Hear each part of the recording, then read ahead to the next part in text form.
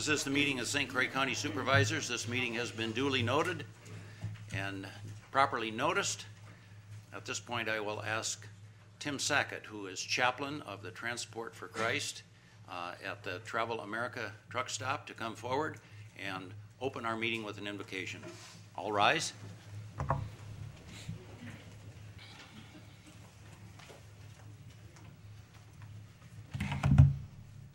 Is this ready to go? It's ready okay. to go. All right. I'm glad to be here today. Thank you. And for those of you I've met in the past, it's good to see you again. And it's good to be back here. It's been a while since I've been invited, or been able to come, I should say. So if you're ever in the truck stop and you see this tractor trailer that says chapel on the side, that would be me. That's my full-time mission here in Hudson, and for the truckers on the open highway, is to have a ministry available to them. So glad to be here. Bow your heads in prayer, please.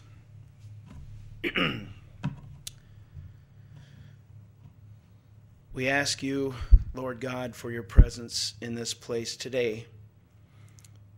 We recognize you as a sovereign God who has your hand in all things, including the decisions and the hope that we have as a nation, as a state, as a county, in our residence, in our places of worship, and in all that we are involved in. We thank you, Lord, that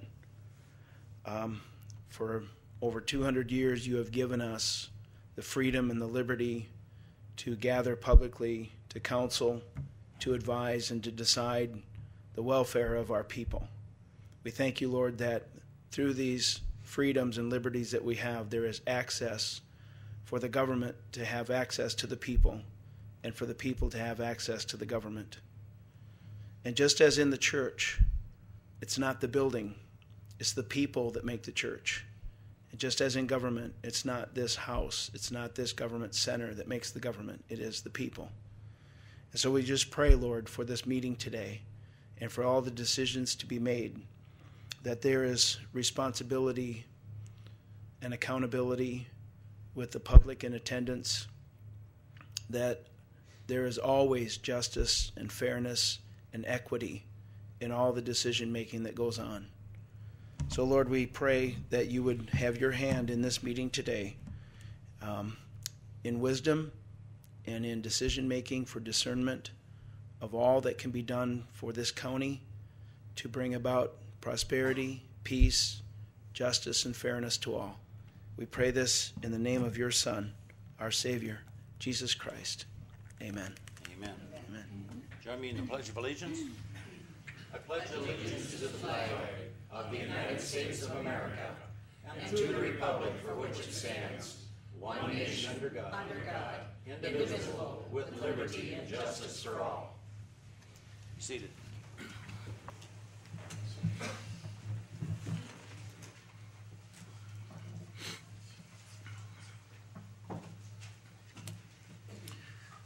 Supervisors, are you ready for your roll call?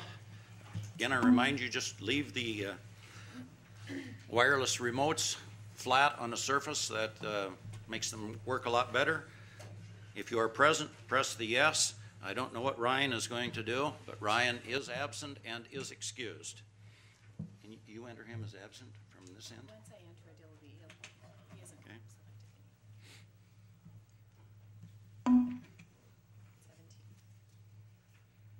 17. Joe, I need Joe to come. Should have 18. Yeah. Joe's not, or Joe's here.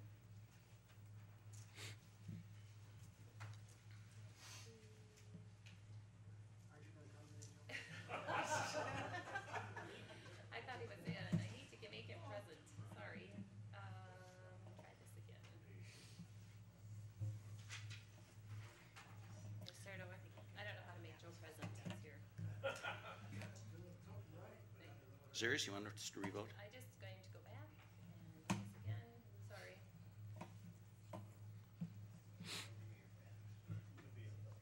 Technology is great when it works. I didn't see. All right. Confirm. Reconfirm your attendance. I didn't notice it. I'm confirmed. We should have 18 present. Supervisor Seacard did indicate that because of work commitments, he was just unable to be here today, so he is excused. 18 present, 1 absent. Thank you very much. At this point, we'll have Mr. Whiting present the Administrative Coordinator's report. You're on.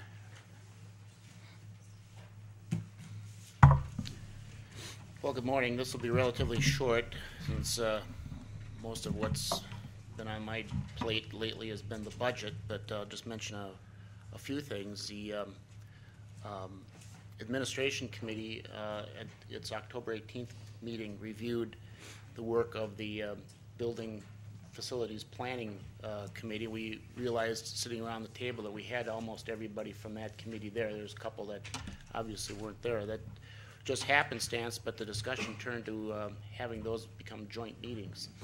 So I think Fred and Roger weren't at those meetings, but I'll send you out something that if the November 15th date works for you, then what we might do is combine the 2 meetings together. If not, we'll, I imagine, go back to what we had before. But it seemed we were going over some things twice, and we may save some time and, frankly, some per diems on that. Yeah. Yesterday we met with the WPPA. I'm going to forget what that means. Wisconsin Professional Police Association, I believe. Exchange position, are opening labor positions with them. So we've now opened negotiations with all of the unions, and we'll be carrying on here throughout the fall on those. I just wanted to mention some of the ideas that have come up from board members over the last couple of months. We did, at our last department head meeting, spend some time looking at how Google Phone may work for some of us. James Stauffer suggested we look into that, and you may see some of the department heads spending a little bit more time trying to figure out how to use that and saving some long distance costs on that. We're also going to have some discussions about use of social media in our line of work. That's going to take some time. That would require some policy development, but it's becoming more and more normal in local governments. For us, it would be a matter of figuring out how it would best apply to the work that we're doing, but also that we've got the correct protocols in place so that we're consistent and legal with a lot of the requirements that we have for records retention and open meetings. So we'll be up here some more for questions later, but if anybody has any questions, I'd be happy to try to respond. Otherwise, you'll see enough of us during the budget presentation. Okay, thank you. The agenda has been distributed for your prior review. In just a moment, we'll call for a motion. You can see the items that are listed under the consent agenda, which would be approved in an affirmative vote. Let me just indicate the order of the regular agenda that we have is somewhat strategic. We are going to begin that agenda with a report from Trent Fast, who is a consultant that was engaged by HHS to provide some information. I will stress that that is going to be a report. Trent is going to provide some data and some information. At the conclusion of his report, if there are questions of clarification that any supervisor has that you wish to address to Trent, those would be germane, but we are not going to debate his report. This is not an action item. There will be no action items that come as a result of that report. He is simply going to preface our discussion today with this report that has been asked to be provided. It has already been presented to the HHS board. It is now here primarily to respond to questions that were raised at our last board meeting from a supervisor concerning some of the items at the nursing home. So again, I stress this will be a report. He is the messenger, and he's just going to provide information. Then we will move into the presentation of the proposed budget. That will be a presentation coordinated primarily by Chair of the Administration Committee, Supervisor Norton Bauman, assisted by Michelle and by Chuck. At the conclusion of that presentation, we will have a public hearing.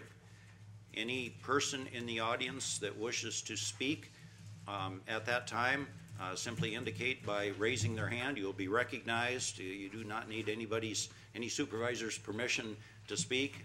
Anyone is going to be welcome to address any item that relates to the budget, or as a matter of fact, even anything contained in the report that Trent provides, because it has some budget implications. Following the public hearing, when all that have desired to speak have spoken, we will close the public hearing. At that point, supervisors then will be encouraged to enter into debate. At that point, anything that relates to the budget will be germane. Any questions, concerns, frankly, this now will be an actionable agenda item. Following the conclusion of our presentation, our discussion on the budget, we will ultimately vote on a resolution to adopt the budget and the other expenditures. And then following that, you can see that there are two more resolutions that deal with positions. I want to indicate that I believe that we're doing this in the proper order. The two positions that are indicated as resolutions 5 and 6 are existing positions. These are not new positions. They're existing positions, and they are funded in the budget. The reason there are specific resolutions coming forward is that we are following the protocol and the procedure that was outlined in the previously adopted resolution calling for a soft freeze. So this indicates that they have gone through that review process. They've gone through the parent committee, they've gone through administration committee, and they're now here for the full county board to weigh in on these. Obviously, if the full county board would decline to fill these positions, they are removed from the budget. But I think the order is proper and strategic. At this point, however, I'll indicate that that's the ruling of the chair. Is there any objection of any supervisor in doing it in that order? Seeing no objection, that is the procedure that will follow. And then our final resolution, you can see, relates to the existing HHS building. With that, that is the agenda. Are there any questions or concerns on the agenda? And if not, a motion to approve the consent agenda would be in order. Roger? Is there a second? Moved and seconded? Seconded by Jean. Are you prepared to vote on the approval of the agenda? Just a minute. We got the second in. Ready? I need a second. Second from Ritz. Enter, please, Jean. Proceed to vote.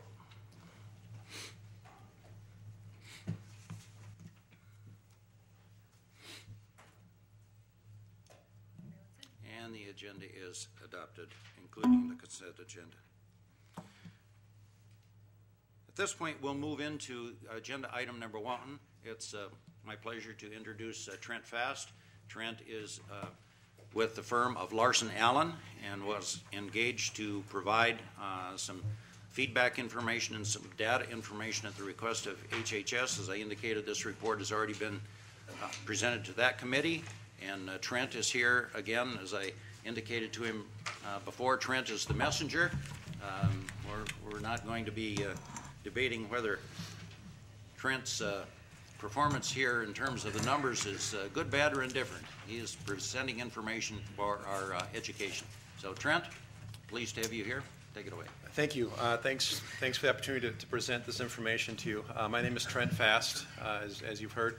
I'm a principal with Larson Allen. You're probably familiar with Larson Allen. We perform the audit of the county, and excuse me, I oversee the audit of the nursing home specifically. My focus is exclusively serving healthcare organizations, just like St. Croix County Nursing Home. And my focus is actually even more defined on senior living providers.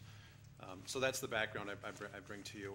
And I've worked with your organization for, I think, 3 or 4 years as your auditor and providing other services and consulting and recommendations and things like that. What I have been asked to do is a little different than what I think you've seen. The last several years, there have been a number of reports, operational assessments, things like that, and studies that have been done related to the nursing home. I've been asked to take a little bit of a different approach in the work that we did, and for the information that I'm presenting to you here today. There are a couple of things that we did. Number one, roughly a year ago, we performed a market demand analysis. What this entails is looking at your geographic area here, looking at demographics and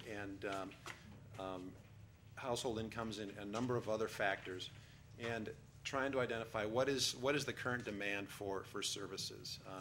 Long-term care beds were looked at, independent and assisted living units were looked at, memory care units were looked at. Excuse me.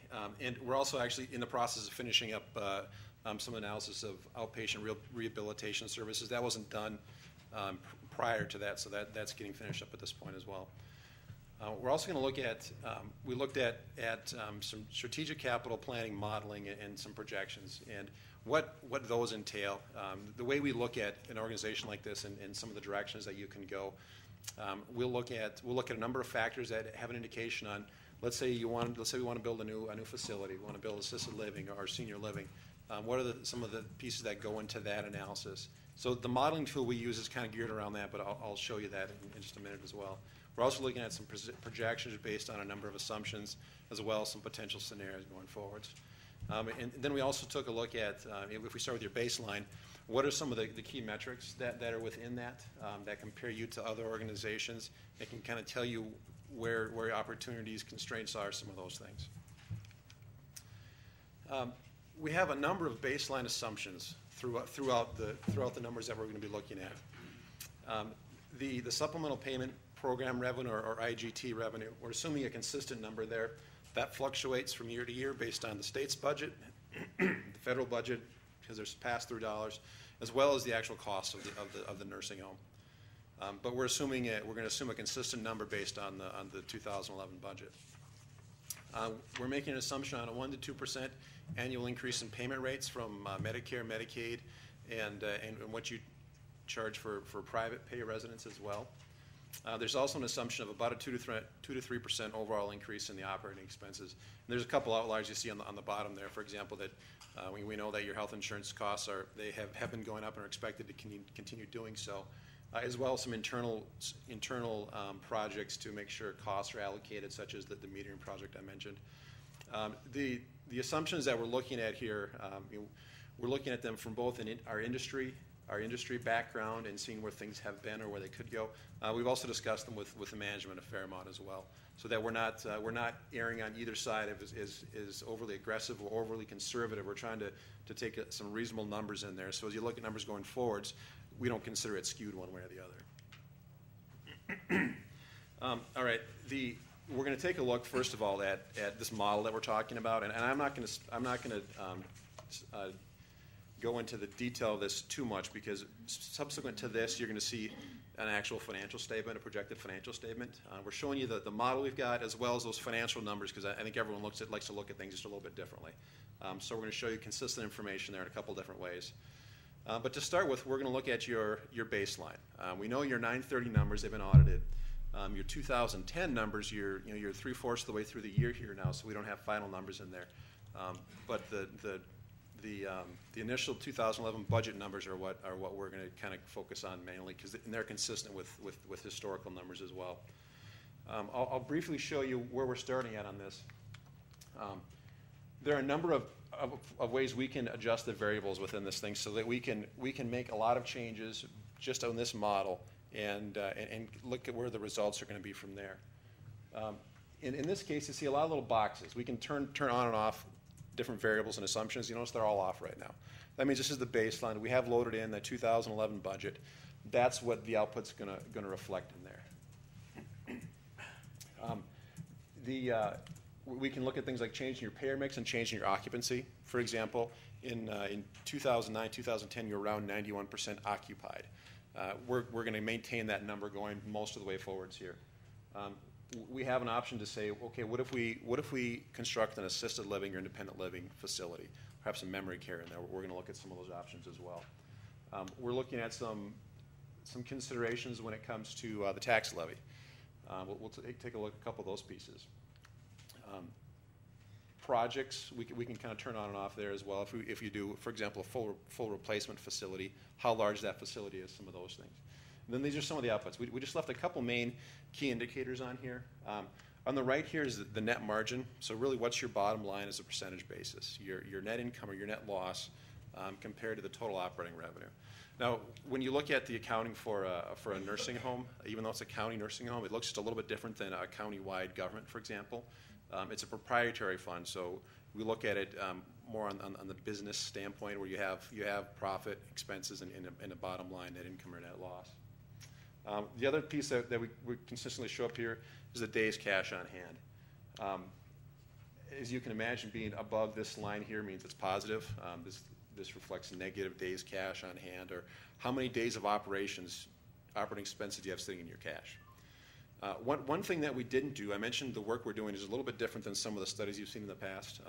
We did not do a full operational assessment, anything like that. We did not do a full financial projection, such as a compiled forecast or an examined forecast. So we're not into that level of detail with this and testing significant assumptions. Another piece that we did, however, we didn't do a full operational assessment, but we do have clinical personnel that had some conversations with the leadership in resident care and the clinical side of it within the nursing home. So we could get some high-level ideas of things like staffing and some other areas, so we can have some observations from that as well. So with this baseline that I mentioned, those initial assumptions are all in place here. This is the results we see from that. We see a continued negative trend with no changes in place. I mentioned that behind each of those dashboards, we have the actual financial statements. I want to point out a couple things on this as well, and I won't point this out on all of them, but I'll hit them once so you see them. 2009 is the actual. 2010 is budgeted projection. We have a partial year, so we kind of estimate out to the end of the year. Then, as I mentioned, the 2011 budget is a number that we're going to use as the baseline going forwards. A couple pieces to note. Your operating margin is about 2/3 of the way down right here. So that's going to be operations which exclude tax levy, which excludes investment income, and it also actually excludes the supplemental payment of that IGT funds from the state, additional funds. It excludes those pieces as well. We're keeping that consistent, as I mentioned, at $463,000, the budget for 2011. The tax revenue line I want to address just briefly as well. That's as we discussed, this is one of the key issues in this is how we're looking at this. The goal is to understand what's the implications on tax revenue support. The goal, I guess the task as we were doing this was we want to shut it off. We want to end the tax levy for the nursing home by 1/1/2015. So this model, all the models in here assume that tax levy goes away after 2014. You'll notice that in 2011 the numbers are much larger here than the 3 subsequent years. There was a budget surplus that is getting rolled forwards for the nursing home into 2011. That is included in this $910,000. It was around $247,000. So the assumption is that there's no surplus carry forward in subsequent years. So we left it at the actual tax levy budgeted in this initial budget through 2011. I'll just point out one more thing here, just so you can see the correlation. I'll go to 2019, which is as far as that we go. You see a negative bottom line of 27%. Just for reference, on the dashboard previous to it, you see that same number over here. So everything ties together between each model and each projection. All right, along with that baseline, some of the projected numbers. I mentioned we looked at some of the operating metrics and some of the key numbers within the nursing home here. One way that you can compare differing organizations, because everyone's got a different size, everyone's got a different makeup, is by looking at a cost per day comparison. What you look at is your total operating costs by department in this case. You compare that to your resident days. There were just under 24,000 resident days in 2009, the last full year that we have to look at. So these are the comparisons that we looked at. We compared St. Croix County Nursing Home to a database of some other organizations that we serve and have access to some detailed information for. The population that we polled was 15 governmental facilities, so county or city owned. They're located in western Wisconsin or southeast Minnesota, so there's a little bit of a border crossover there as well, but fairly consistent in operations and sizes and all those things. We use the median numbers from those, so we're looking at what's the middle performance in all these different areas for the nursing homes, so we can compare your organization. The blue line bars that you see here are St. Croix County. The yellow bars are going to be the median numbers for the other facilities. We just kind of group them by the major departments. The next slide shows it just in a tabular form. So we have the graphical, then we're just showing some of the numbers here as well. So, and again, we're just comparing to the median. This isn't necessarily a benchmark where you should be performing. It's where you are compared to similar facilities. Excuse me for interrupting, Trent, but I noticed on the previous slide, you have just 2 columns represented there, whereas on the slide that was handed out at the Health and Human Services meeting, there are 4 columns. What is the reason for the elimination of the other 2? The table that you received in the past just has the median numbers on there. Just for specific comparison, we made those 2 graphs identical. Could you talk just a little bit about what are taxes and benefits? Since all of these are public facilities, they wouldn't have property tax. What's meant by that category? It's the right hand or the last one on the table. That's going to be your payroll taxes and employee benefits. I see. This the next table back, I think, labels that a little bit better for you. The other slide with this, again, this is 2009 data that we've thrown in here. Just breaks out those payroll taxes and benefits by the major categories as well.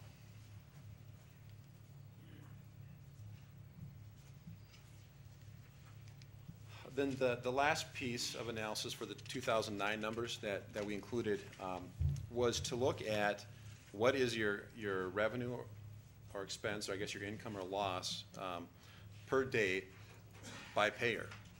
Generally, when you look at nursing homes or any health care for that matter, you're going to break out your Medicare, Medicaid, you'll have private pay, and then you'll have this bucket of other payers. In a nursing home setting, the commercial insurance is as significant. What you see more of is Medicare replacement, Medicare Advantage plans. You'll see those, and you see more and more of those now. When we prepare this, you see we have the total days on top, the number of days by each payer on there, and then the percentage of the total days.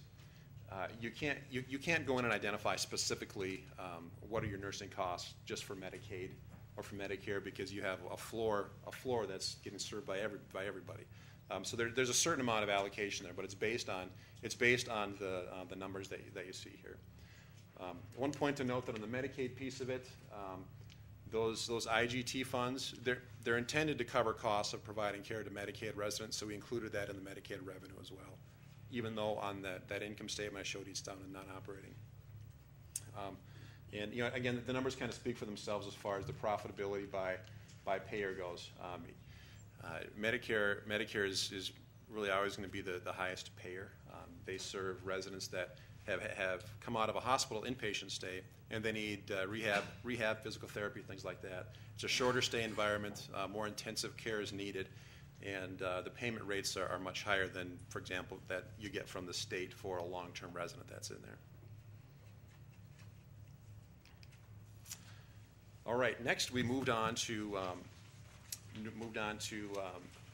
some of the projections going forward in some different scenarios. The first scenario we're looking at is your current facility remains the same. You're functioning as you are. You have the 2 levels. You have two floors of service for your residents right now. Actually, I'm going to step back just a moment and talk about a couple of the constraints that you've got and these costs that we just looked at. I think it's important to identify a couple of those pieces. I apologize for that. A couple of the considerations you have now in your current facility. You have 2 floors. Most facilities that you see now that have any, that were built anytime somewhat recently are going to be built on one floor. Just it's an easier way to serve residents. You're expected to have to build in a certain amount of more efficiencies, not only from the nursing side, but think of things like dietary and housekeeping. It just functions a little bit easier. As we looked at your organization, you notice that some of the numbers here on the departmental side, you look at your cost per day being higher than those median numbers that we looked at. One of the first things that we had a number of discussions about that I want to make sure I point out is that when we look at PPDs is how they're commonly referred to, but more of the staffing ratios, you know, how many clinical staff, how many nurses are required to care for how many patients. That's another way to compare that different organizations are kind of functioning the same way. You're as efficient as you can be. When our clinical people had discussions and looked at how you are performing here, you're very similar to the recommended staffing ratios that we would see out there. So the staffing ratios was not the key thing that we looked at here. I think that there are going to be other places where that 2 levels create some inefficiencies, but again, we stayed somewhat high level as we performed the work that we did, and we didn't really dig into, okay, how much exactly could we cut out of dietary or laundry or things like that. All right, I apologize for the brief backtracking there. There are a number of scenarios as we move in here, and I don't need to belabor each of them, but I just want to make sure I point out the different pieces in there so that as you look at the information you have, you can refer back and kind of follow through this, because I understand it takes some time to digest some of this information. The first scenario, as I mentioned, we're looking at your existing facility. You don't change a thing as far as the structure of the building goes. But you add a 30-unit assisted living, memory care, independent living, some mix of services within there. The demand, I mentioned we did a market assessment at one point, about a year ago, and we identified that there is a demand at a certain level of monthly rents for really over 40 units is what we saw. But so the 30 units is well in line with some of the demand analysis that we looked at. So we used an assumption on the cost per unit, which is kind of an industry standard that's out there. Assumption of interest rates and repayment terms, those stayed kind of in the middle, but we didn't want to make sure they were too out of line either way. And we also had a kind of an assumed profit margin on that assisted living as well, which is consistent with what we'll see in the industry. We continue to say, let's assume the tax levy is no longer done for the nursing home, effective January 1st, 2015. And also along with the additional assisted living, there's an assumption that there will probably be some additional revenue that's available because you have these residents that will require therapy services. So you have the outpatient therapy piece of that as well.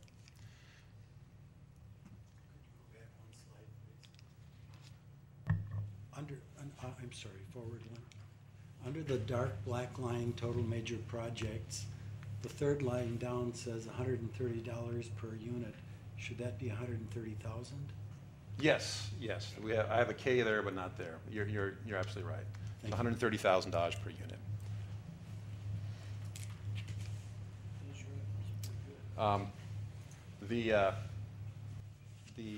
The financial projection that applies to that is here again. Again, the same numbers will apply across the bottom. See the consistency in the tax levy, the supplemental payment as well. I have a question about that. Sir. And it probably applies to the other ones too. The $3.9 million.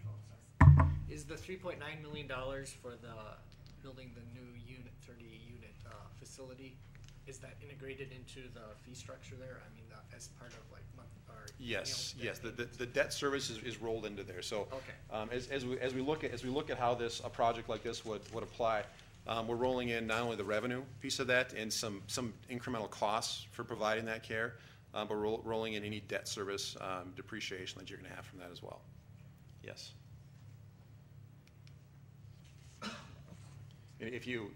I can't compare all the different ones, but if you compare the specific numbers on there and the debt service and that, you'll see the differences from scenario to scenario. All right, so we looked at a baseline, assuming that no changes in the existing nursing home, but we add an assisted living facility.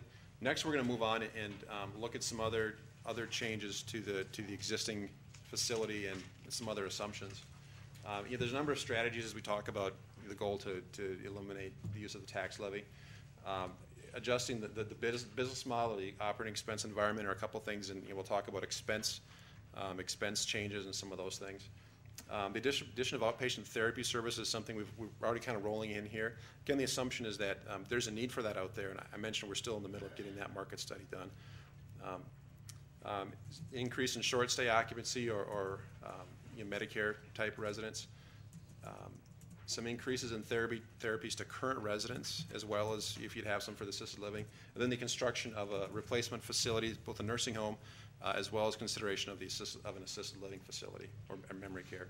The assumptions that we used on this were consistent occupancy percentages, about 91%. Again, no change in that IGT or the supplemental payment dollars. Your Medicare services or resident days are about 10% of your total. We're going to make the assumption that if you have this assisted living facility, you're gearing up your outpatient services, you're going to be able to attract more Medicare residents. You can work more closely with hospitals to attract those folks that want to come there, get better, and then go back home again. Construction of a single level facility, there's an expectation that you will have some efficiencies and costs. The staff reductions that we have listed on here, those are from discussions with the director of nursing, and that number there is actually not a significant change in staffing. It comes down to roughly 1.5 people 24 hours a day that you could eliminate by having services performed on one level. And then some other assumptions that dietary, housekeeping, some of those things. So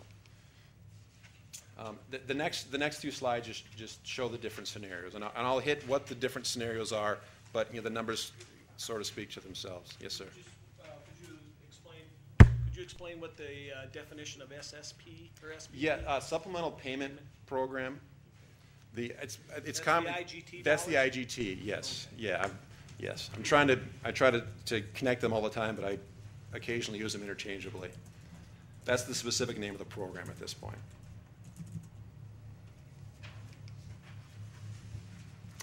So as we look at some of the planning scenarios, future scenarios, the next step is to look at you do a full replacement of the nursing home. This is just the nursing home, does not include any assisted living piece of it. And the assumptions that I mentioned on the previous page are all reflected in here. First of all, your Medicare, we're saying it goes up from 10% to 15%.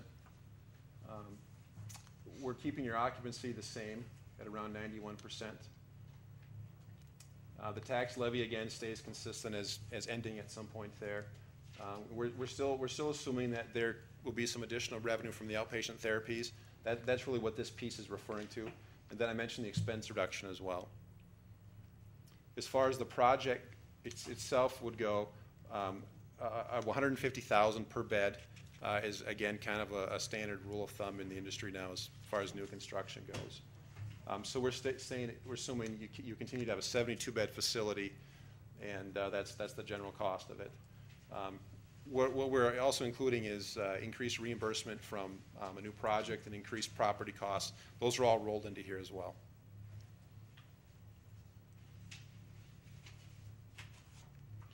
Again, we have the couple of different ratios, measurements we're looking at here. The days cash on hand, we still have the decline down. And the net margin is less of a deficit, but it still reflects that the deficit going out long term. The assumptions that I mentioned at the very beginning, 1 to 2% increase in payers, 2 to 3% in operating expenses, they all continue through all these models as well. Yes, sir. Just so I understand, this scenario is building a new 72-bed one-level facility and moving to that. That's correct. That's correct. Yes, and no additional assisted living or anything like that. The one number I haven't talked about much is this section right up here. I'll point out what that is. As we're using this modeling, the traditional thing we use it for is organizations say, what can we afford to build? Can we afford to build a 50-bed facility or whatever the numbers are going to be? And but we look at a number of different ratios, and we come up with what we've kind of called the debt capacity or the capital capacity. The idea is that if you make certain changes, if you expend funds, you borrow money, what will your kind of core ratios be at? Will you continue to have enough cash? Can you continue to make your debt payments? So that's what this refers to. The red line is really where that number goes. And just because of space, we didn't extend this down any lower. But as you can imagine, that's the 0 line. So the negative just means that as you're looking at a project, the feasibility of a project we're saying is not necessarily there. Again, the actual financial projection behind that piece as well.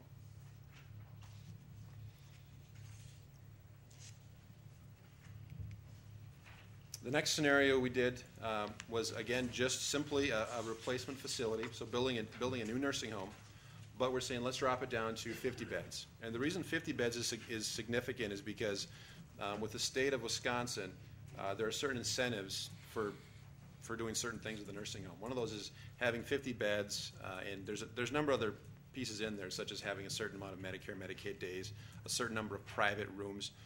We're making the assumption that all those things would happen in here as well. The other assumptions stayed the same.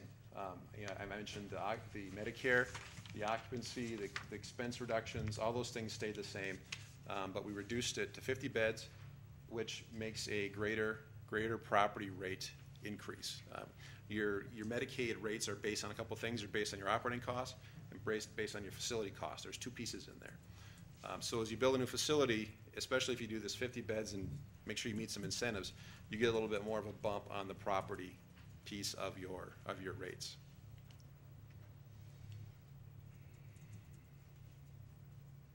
And as we look at the operations from this, there's a certain number of expenses that are considered variable with the nursing. We make sure those are all scaled up and down as you scale up and down the number of beds and residents and all that as well. Again, the actual financial projection of that supports that model we looked at. Yes, sir. If you compare this to the last option, you're seeing better numbers for days cash on hand, and the graph above that looks better. But why does the net look worse? I spent a little time looking at that as well. I think one of the things you see is that from a pure dollar standpoint, Medicare pays a lot better. So reducing those Medicare days, just on a pure dollar amount, I think hits you a little bit more. The other piece is that that's I think the smaller impact. The other piece is that we're assuming a certain amount of variable costs. So, for example, you can adjust your nursing costs up and down by maintaining. I mentioned the staffing ratio. So if you're always staffing the same depending on how many residents you've got, that's going to fluctuate and you can reduce it. You have a certain number of costs that you can't really eliminate. Your overhead costs, we'll call them. You've got an administrator, you have business office, you have a number of things there, and we're making the assumption that we use a number. That's what this number is here. We're saying that 75% of your costs are variable. So it's the other 25% that we're not adjusting up and down that we're saying you can only reduce so much before you can eliminate those costs. And I think that's the bigger part of the reason why it actually dropped just a little bit in that scenario. Upon a more in-depth study and looking at assumptions, you might say that numbers should be higher, or lower, but my assumption is maybe a little bit higher. Again, we're trying to stay somewhat conservative to get a clean picture. Then the last couple of graphs we have in here, the scenarios are a full replacement project again. So we show you, this one's a 72-bed nursing facility, as well as 30 units of housing. And then we do another 50 beds and 30 units of housing as well. And as you can see, all these are staying consistent again. As you can see, the bottom line is much more improved with the assisted living facility. Assisted living facility, there's an assumption that there is a positive margin, there's a positive bottom line on that, which offsets some of the loss from the nursing facility piece.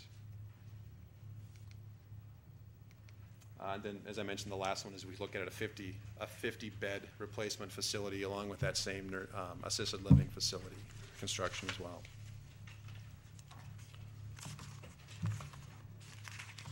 And that should be the last of the scenarios and everything that we looked at in here. I know there's a whole lot of numbers in there. Are there any further points of clarification that I can make for you? And I'm, yes, sir. Just a clarification on, back up a slide. Down at the bottom right-hand corner where it says net margin $979,000.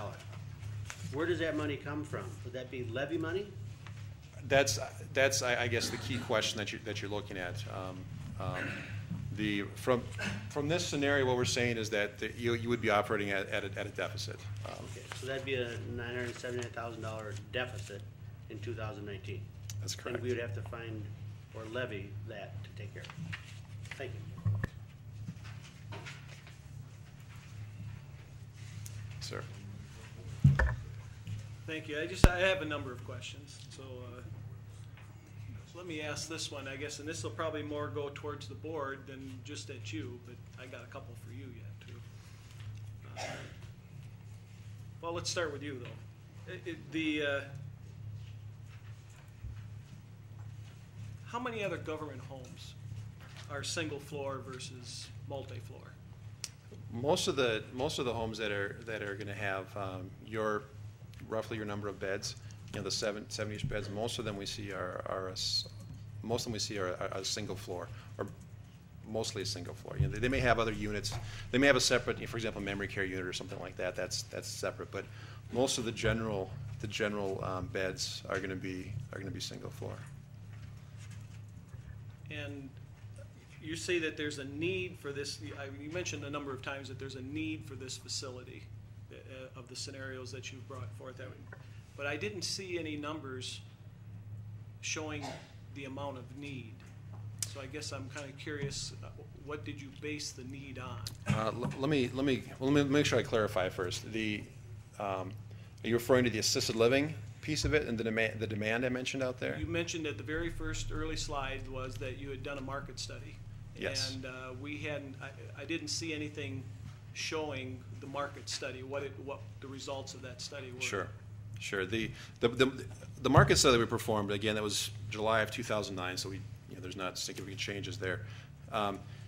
We focused on 3 or 4 areas. I mentioned the long-term care piece of it, the assisted living and independent living and some of those things. The long-term care piece, what we identified in that was I had around a 26% market share. But we also identified a need for an additional short stay beds through 2014, meaning people coming in from a hip replacement, for example. They need some therapy, having to stay in-house and then being able to go back home. Around 35 to 40 beds at that point. I'm trying to remember the exact comment I make to make sure I'm clarifying accurately for you. From our market study, we said that there is a need for the beds that are currently there now within this area, and there's probably going to be a need for a few more going forwards. That's the 35 to 40 number I said on the short stay side. So the market study showed that there is a need for the beds. You may or may not be filled, but what we're looking at shows the need, and that's based on a number of things, demographics and household incomes and things like that. But that's what we based that on. That's what my comment, I think, is based on. So you also showed in your slides, and this kind of goes back to one of the questions I had bringing this, which caused this report to come forward.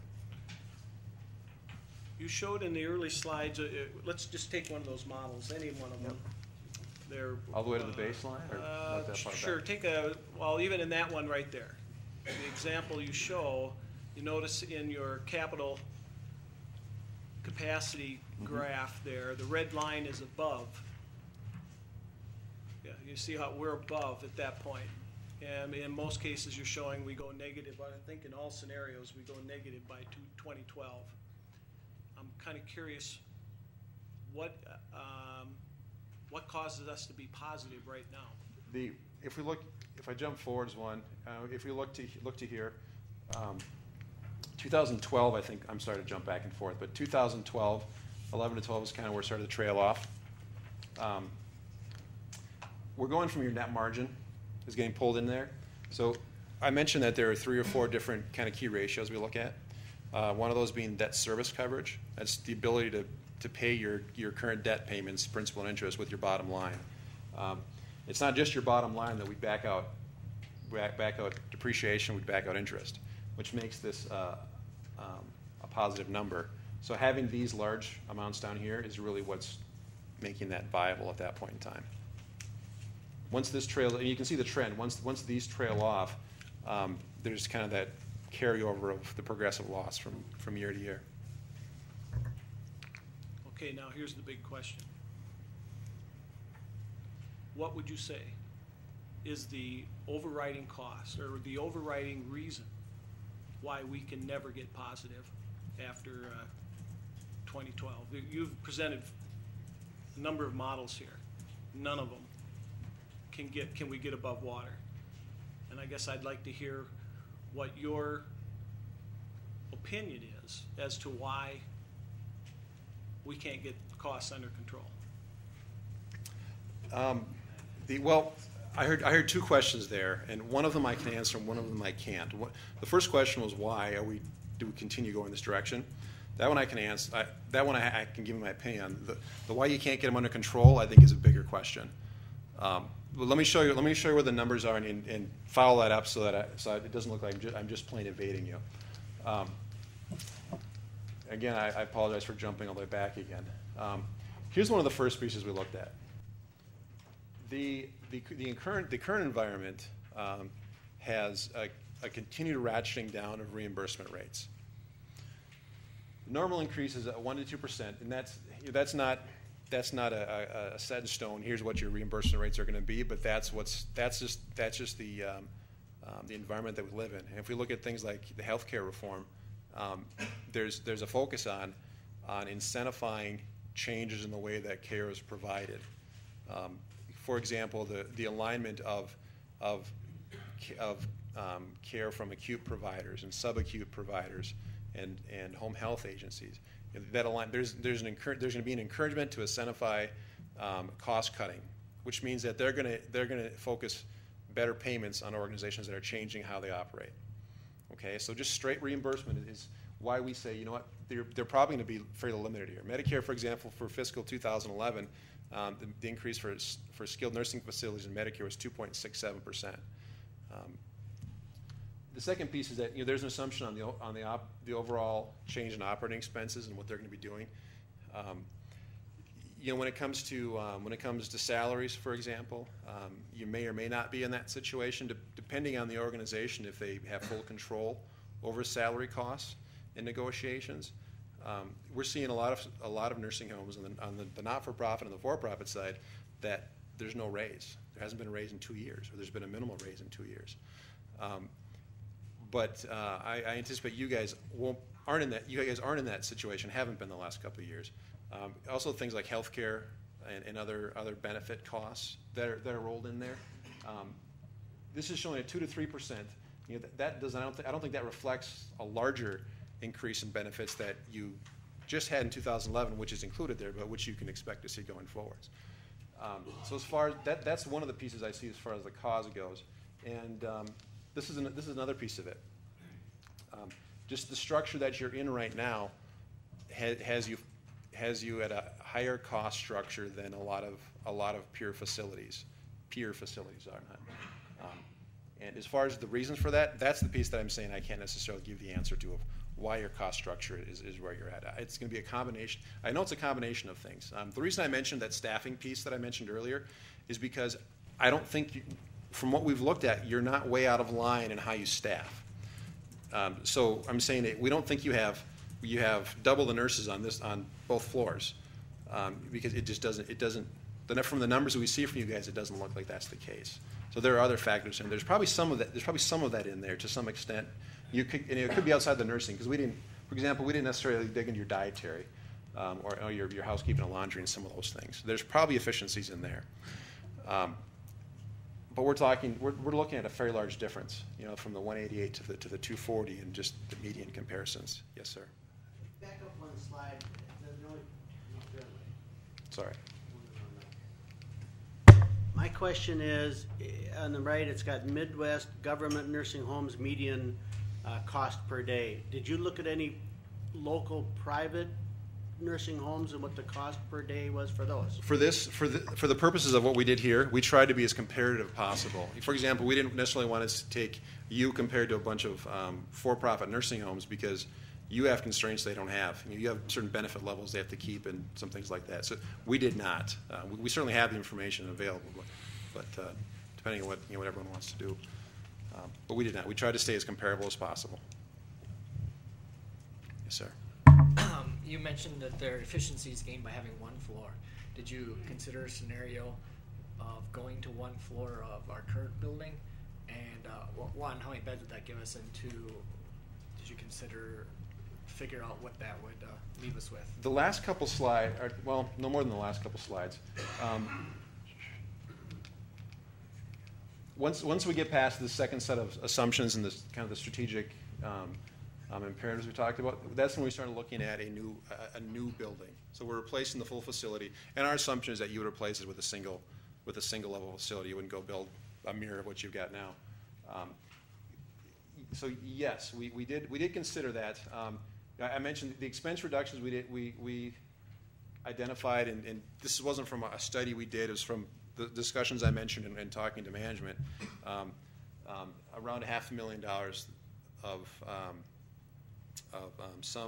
some efficiencies gained on the nursing side, the aides, LPNs, as well as some certain assumptions about utilities, things like that. Simply energy efficiency. For example, we throw in there as well. So we did assume some efficiencies gained from that standpoint. Supervisors, I'd like to wrap this up. If there's one or two follow-up questions, we'll do that. But I'd like to wrap this up in just a few minutes. As I indicated, this is a report. This is not a debate or an action item, and we do have a full agenda. So any wrap-up questions? We've got a couple.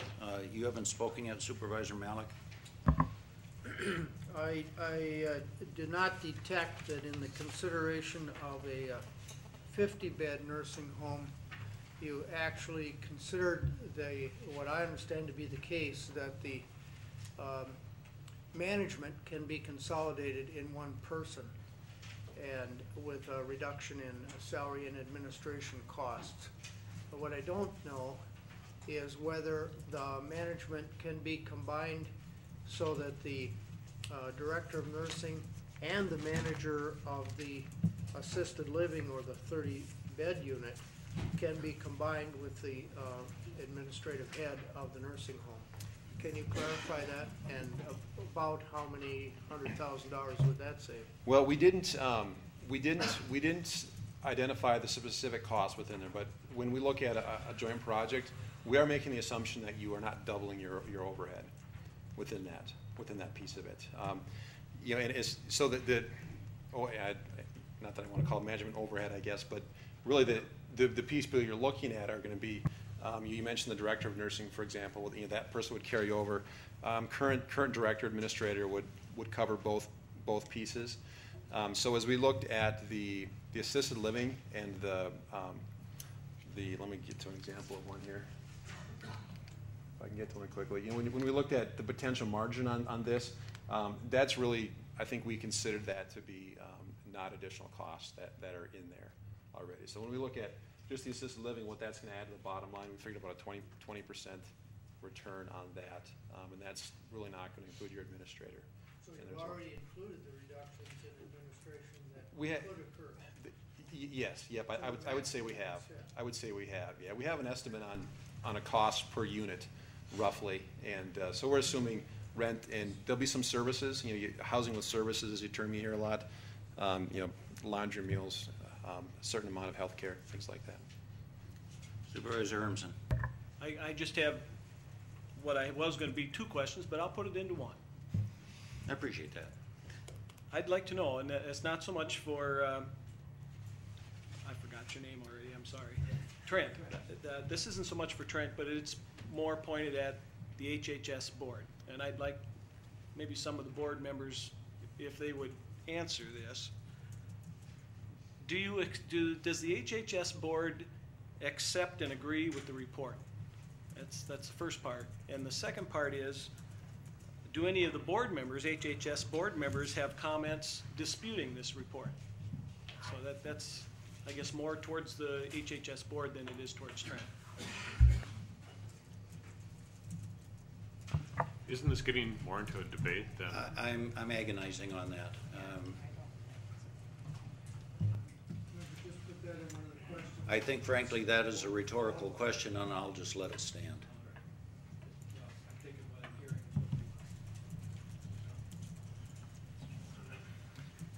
what we Any other follow-up questions? Trent, thank you very much. Appreciate it. Thank you. We all appreciate it. If the board or anyone would like further clarification, I'd be happy to take things from you in the future. Thank you. At this point, we will move into our proposed budget. We will first have the presentation. We will go through the presentation. I would ask supervisors to hold your questions as we go through this presentation, as well as audience members. Once the presentation has been completed, once the presentation has been completed, then at that point, any audience member will be welcome to address the board. Anything in the presentation, any comments, any concerns, I'll ask for, obviously, civility. Board members will not interrupt anyone that's speaking. Anyone can say anything, make any comments that they want. Once everyone that is anxious to speak has spoken, then we will close the public hearing, and we will then turn to debate amongst the supervisors. Then I would ask the same thing in reverse, that we have collegiality and civility, and that there will be no dialogue from the audience with respect to the supervisor participation. So with those kind of rules of decorum in place, I've been asked for a short break. We will do that. Fill your coffee cups, go to any adjacent room you need to go to, and we'll reconvene in about 5 minutes and enter right into the presentation. We're in recess. At this point, we'll move to agenda item number 2, which is the presentation of the 2011 proposed budget. This will be a presentation coordinated by the chair of the administration committee, and it will come with the unanimous recommendation of the administration committee. There is a budget resolution that we will consider later, but at this point we will have the presentation and then move from that right directly into the public hearing. So I will turn it over to Chair of Administration, Supervisor Norton Baumann. Good morning.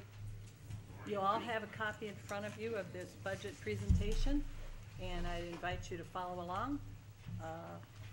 They do have it, don't they? Yes. Yes. Thank you. Okay, we'll go to the next slide.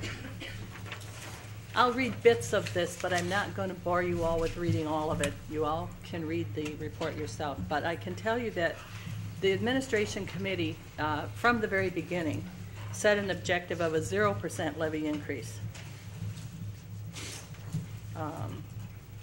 Our overall levy is going to be up 0.34% because of library and debt levies, but our operational levy is going to be at 0% increase.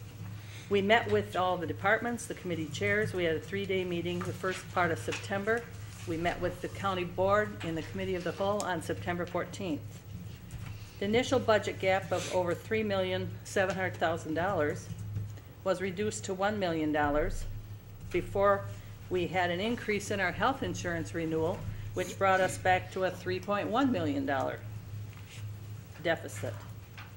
A little later in these slides, we'll go into the reasons for the health insurance increase, but basically it was about the fact that we had lower fund balances to use to offset the premiums, and we had a good number of increased claims that we anticipate will be claims in 2011. They're long-standing kinds of issues that will cost the reinsurers a good deal of money. Our final proposed budget of $83,802,303 was balanced with revenue and expense adjustments and use of some of our fund balance. I said this at the administration committee meeting. I do believe I said it to you at the last board meeting, before we get into our 2012 budget, I would hope that we as a board find a way to establish our priorities for 2012. Because going into the budget season, as we have historically done in the past, and ending up with large deficits in requests that we need to work with, we as the administration committee really don't have guidance from the board as to what are the county priorities according to the board, and where might we cut services to bring our budget into balance. So I'm again going to say to you, board members, we do need to have a session, perhaps even before our goal setting, which is traditionally in April, where we sit down and talk frankly about what are the priorities of this county for budget purposes. There are no wage increases other than step increases in this budget. Go to the next slide. Our county equalized value dropped for the second year in a row.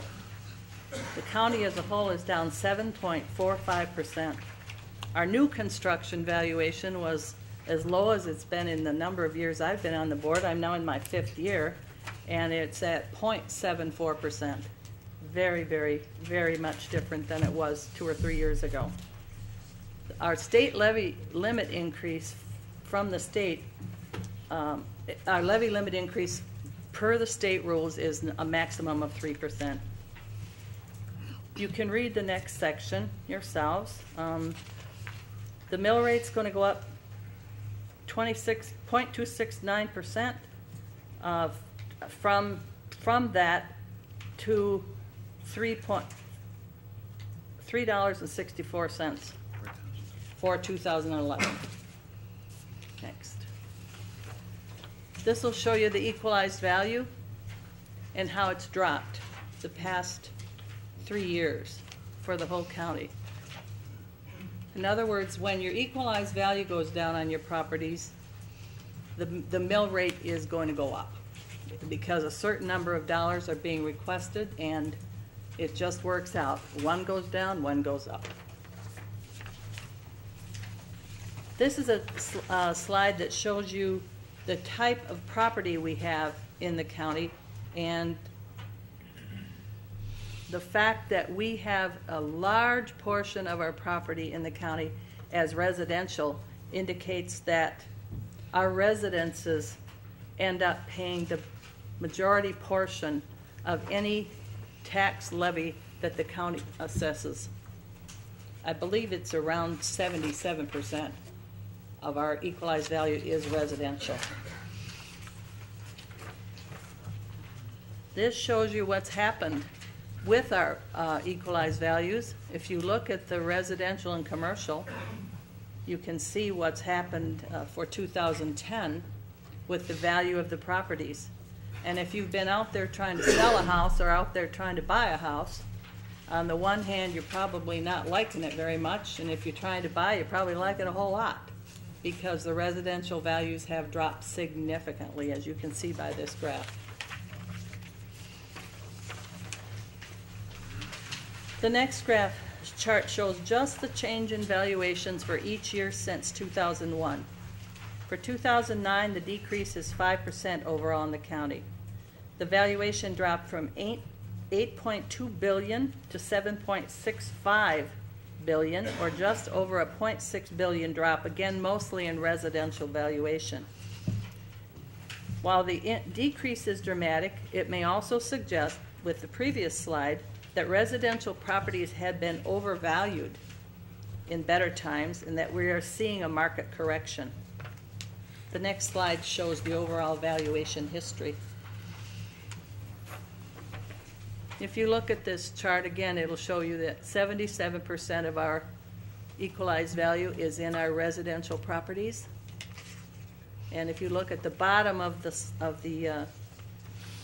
slide, it'll show you the variation in the residential properties, and it hasn't varied very much since 2002 or 3. We're pretty much at the same number. So we haven't really gotten a lot of commercial development in the county in the last 8 years.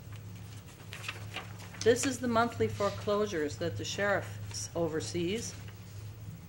So far this year, there are 781, this is as of about 2 weeks ago, 781 foreclosures acted upon or pending for 2010. None of us like to see this kind of information. These are the tax delinquencies since 2004. Right now, we as a county are on the hook for over $5 million in tax delinquencies that we must pay out to the municipalities by August 15th of every year. We've paid that every year. For 2010, we will most likely experience at least another $1 million plus in tax delinquencies that must be paid out to the municipalities. The concern that we have about that, and really to make it clear to the supervisors, these funds that are designated to pay taxes to taxing municipalities are in a reserve fund. We do not have access to this cash.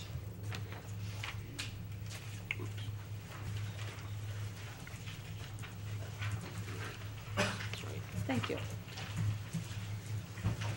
You can see the graph that shows the budgeted property tax levy since 1988 and how for 2009 and 10 it's pretty much leveled off, and for 2011 it's just going up 0.34%.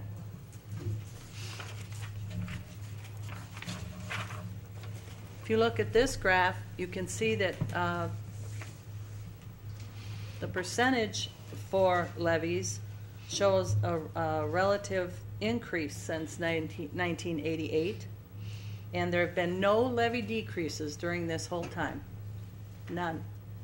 And if you look at 2010 and 2010, we have a tiny little increase. We're trying, the administration committee was really cognizant of the struggle that some of our taxpayers are having just to keep their homes.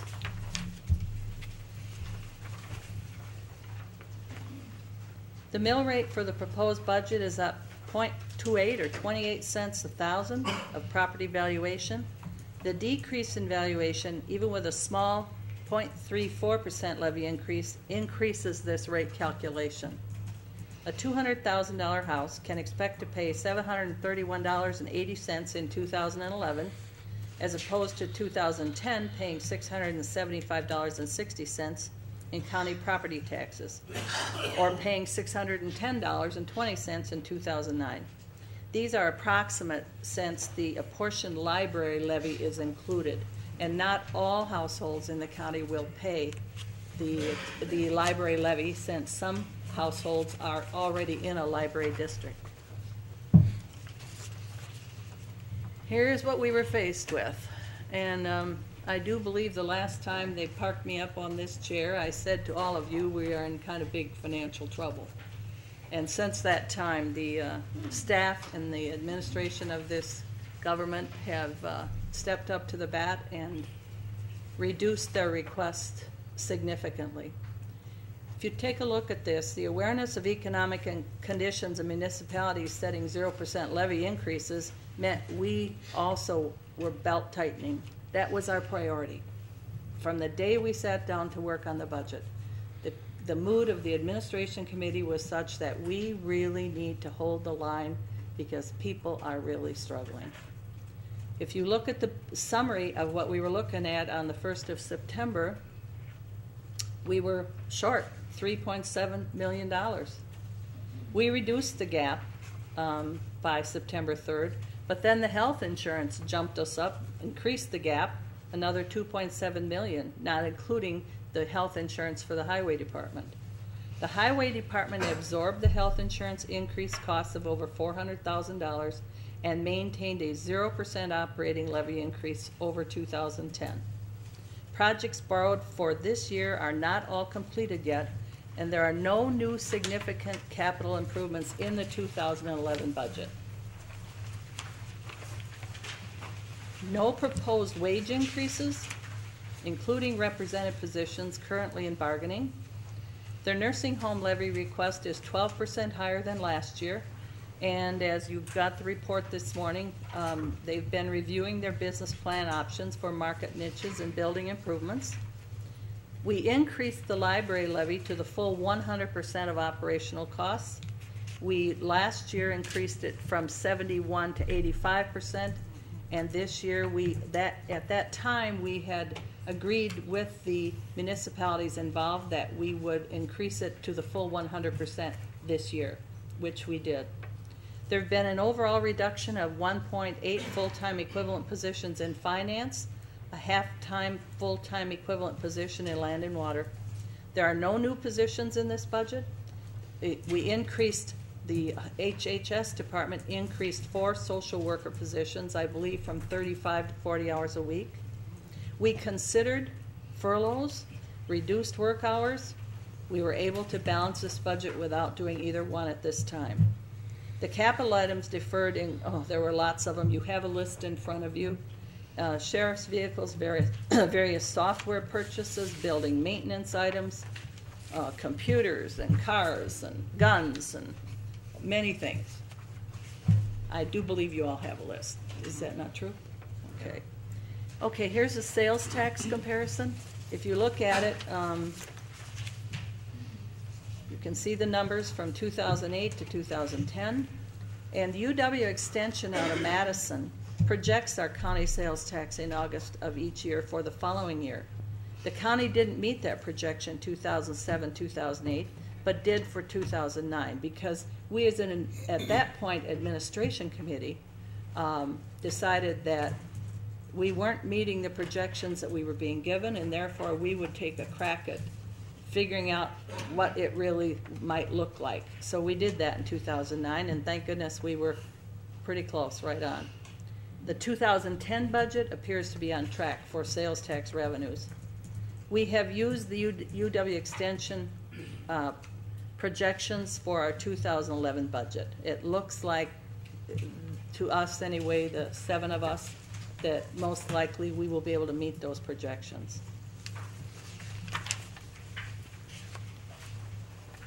Again, no new positions. You can read these yourself. We did reduce the HRA contribution for non-represented employees from $1,300 to $1,200 a month. No wage increases budgeted. All bargaining agents are in negotiations right now, all the agreements. And we're still working on the Carlson-Detman study, which will hopefully before the 1st of January. You should note that that's a year, not a month, the HRA reductions. Oh, I'm sorry, that's not correct. It's $1,200 a year, not a month. I'm sorry, I missed that one. Anyway, we're still working on the Carlson-Detman study, and we'll bring that back to you probably, hopefully December or no later than January.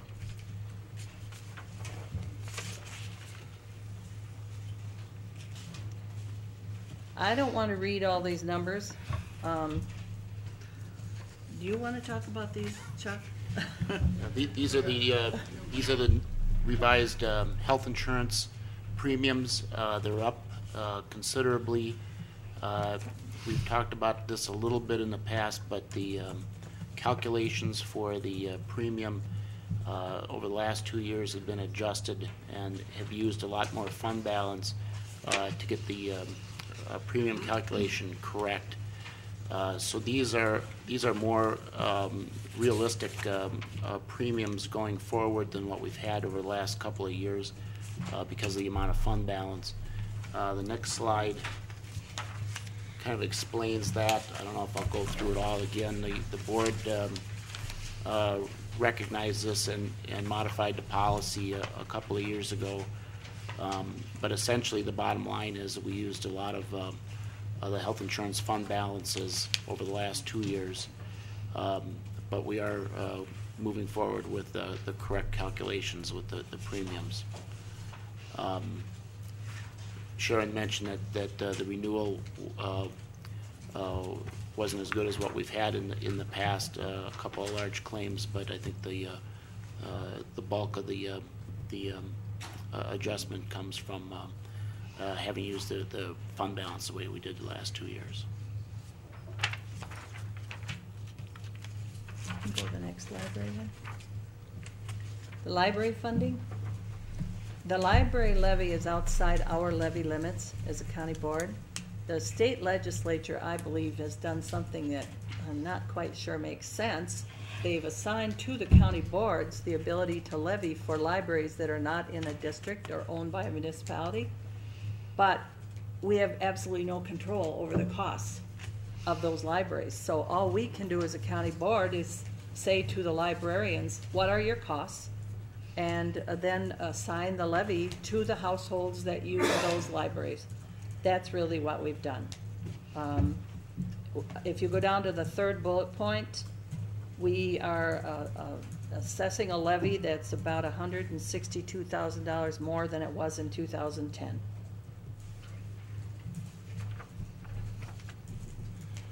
As I recall, when we were dealing with this levy issue with the libraries a year ago, Supervisor Horn provided a very good study that I was impressed with that indicated that on a $200,000 house, if we took the library levy to 100%, which is what we've done here, the tax on that house for library purposes would be $15. This is the district. You can, it doesn't show up very well, but the part that's kind of this map that's kind of in yellow, those are the areas that are affected by the increase in the library levy. All of the other white portions of this map indicate that those areas are already served by a library and they're already paying a tax to a library. This is the report on the economic recovery zone bond that we borrowed last spring. We wanted to bring you up to date on the status of these monies, whether or not they've been spent, and where we're at with it. There are 2 pages. If you have any questions, I'm sure when we get done here you can ask about them. But we wanted to be sure you had a report in your hand about how the monies were. Yeah, I'm going to do that. How the monies were allocated in the bond issue and how they've been spent. I will bring your attention to the next to the bottom line. There was a citation by the state of Wisconsin in the nursing home building for a heating, ventilating, HVAC issue. It's a $220,000 projected cost to fix the problem. We took, as an administration committee, we took $200,000 out of our bond proceeds. The $200,000 was set aside to repave the parking lot here at the government center. And we felt we had to come up with the money right now to fix this problem at the nursing home, or we would, I do believe, get some fines and in some kind of big trouble with the state. So we did take $200,000 out of these bond proceeds and assign it to fix what's called the K-TAG Air Plenum project at the nursing home. This is our projected debt service. Could you bear another interruption? Yes, please go. I think there's a typo. I don't think the parking lot was gonna be replaced. It's not that bad. No, it was going to be repaved. Yeah, yeah, it was gonna be maintained. Right. Yeah. Yeah. No, it wasn't going to be replaced. And now it's not gonna be maintained. Now it's not going to be maintained. It will come back in another budget in the future. I do believe that it was on our capital project to be done in 2012. And we just thought that if we could borrow the money at 1 3/4%, that it might be a good idea to get it fixed early. But as it turns out, we had another project that seemed to have a higher priority. This is our debt service. As you can see, with any luck and no major surprises, by 2018, this county could possibly be debt-free. These are revenue changes from our original requests to what we ended up with in this budget. Anyone have any questions about these? I don't want to bore you by reading through all of these lines. more revenue changes. Revenue's up about $1.5 million from the original. What'd you say? So the revenues are up about 1.5 million from the original proposed budgets.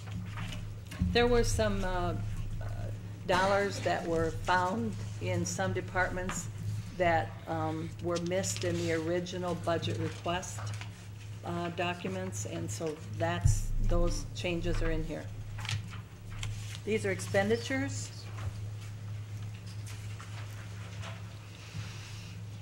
Some of these were offered up by the departments. Some of these expenditure cuts were asked for by the administration committee. Any questions on those?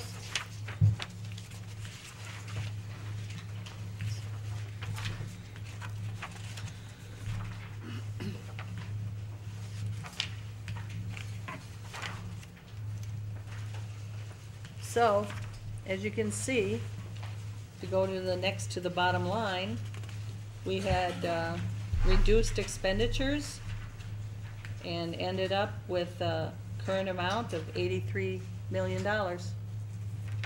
for our budget request. If you have any questions on these, this is your chance, or you can, as we get into a discussion about these, you can ask questions at that time. Is that okay, Mr. Chair? It's okay. Okay. Here's our fund balances. Michelle, can you speak to these fund balances? Well, they're the cumulative fund balances, and what's reflected in the undesignated general fund is, I believe, the whole undesignated fund, or is it the excess? I believe this is the whole. Okay, that's the full general fund, undesignated, and our policy practice is we retain 25% of that as the rainy day cushion fund for all county funds. But of concern there is the highway fund. It's at the lowest I've seen since I've been here. The health insurance funds, you can also see they're in kind of a purpley blue. They're down significantly. But cumulatively, our fund balances are down.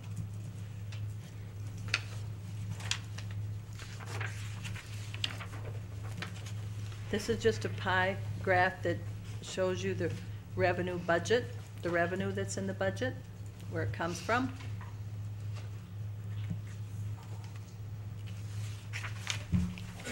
Another graph that indicates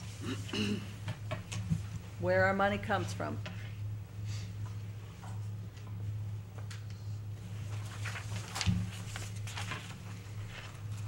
These are the levy requirements by the various funds. And as you can see over in the right-hand column, that's the percent of change from the 2010 to the 2011 levy for all of the funds that are on this chart.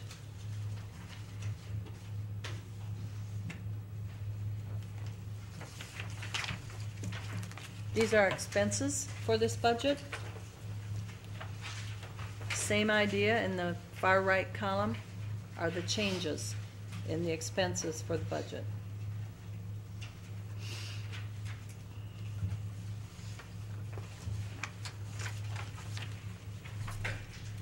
Same issue here with a pie graph. Explains how those expenditures are cut up in that little bitty pie in the center there. These are the trends on the expenditure budgets.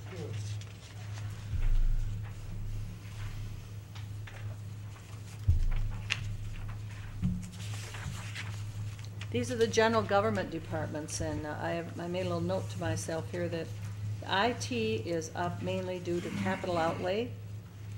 The county board expenses are down because we as an administration committee, at the urging of our board chair, county board chair, decided that we would ask the committees to cut back on the number of meetings they're holding try to consolidate meetings. 2 committees meet together if they have a common issue to try to cut down on our per diem and our mileage. Building services is down due to lower utility costs. And the finance department is down due to a reduction in positions.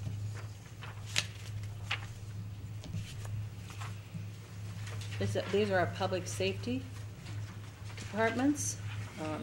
The emergency management is increase is due to a position change in staffing, and that increase has come from the reorganization plan, which we approved, I believe, last March. We as a board approved that. These are the HHS departments, and you can take a look at that and review it for yourself. It's pretty self-explanatory.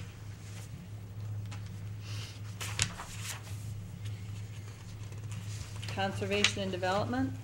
The regional planning amount is down due to our reduced equalized valuation. They bill us based on what our equalized value is, and because we've dropped as much as we did, their billing to us has dropped. Land and water is down due to reduction in grants and a reduction in staff. The land information is not generating as much revenue, and therefore their expenses are reduced.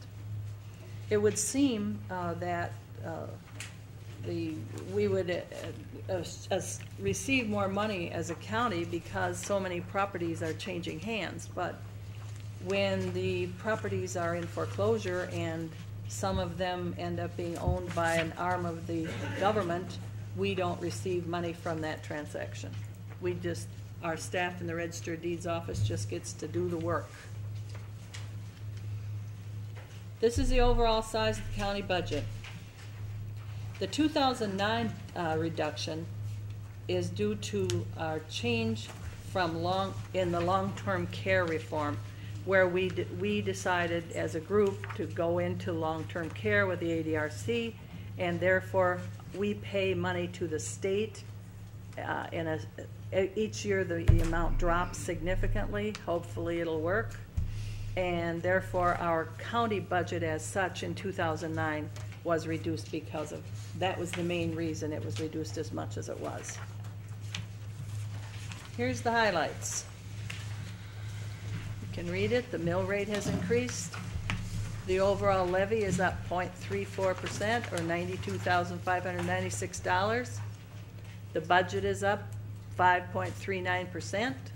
No wage increases, no new positions, some minor changes to existing positions. We had a conservative use of the fund balance, and even at that, we all had a hiccup on our administration committee because we're very concerned about what this next year will bring in the economy and what might happen that we perhaps would not be able to receive the revenues we have projected because of whether or not our state and federal governments have any money. But we did go with our past practice of applying fund balance, and therefore we did use some. We had a large health insurance increase, and the libraries and the nursing home levies are up. And I thank you for your attention. Anything else from you, Chair Norton-Bowman? No, I don't think so. Not right now, thank you. I urge your consideration of this budget. At this point, I'm going to, do you have a question, Bess? Yes, I wonder if we could go back to slide 16 for just a minute.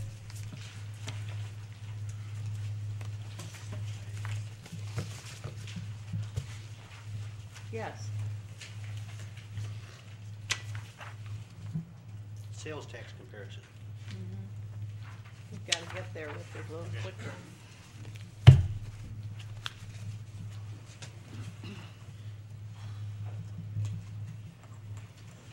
Okay, the third bullet point states UW Extension projects St. Croix County sales tax revenues to be $4,792,431 for 2011, up 93,969 over 2010's projection.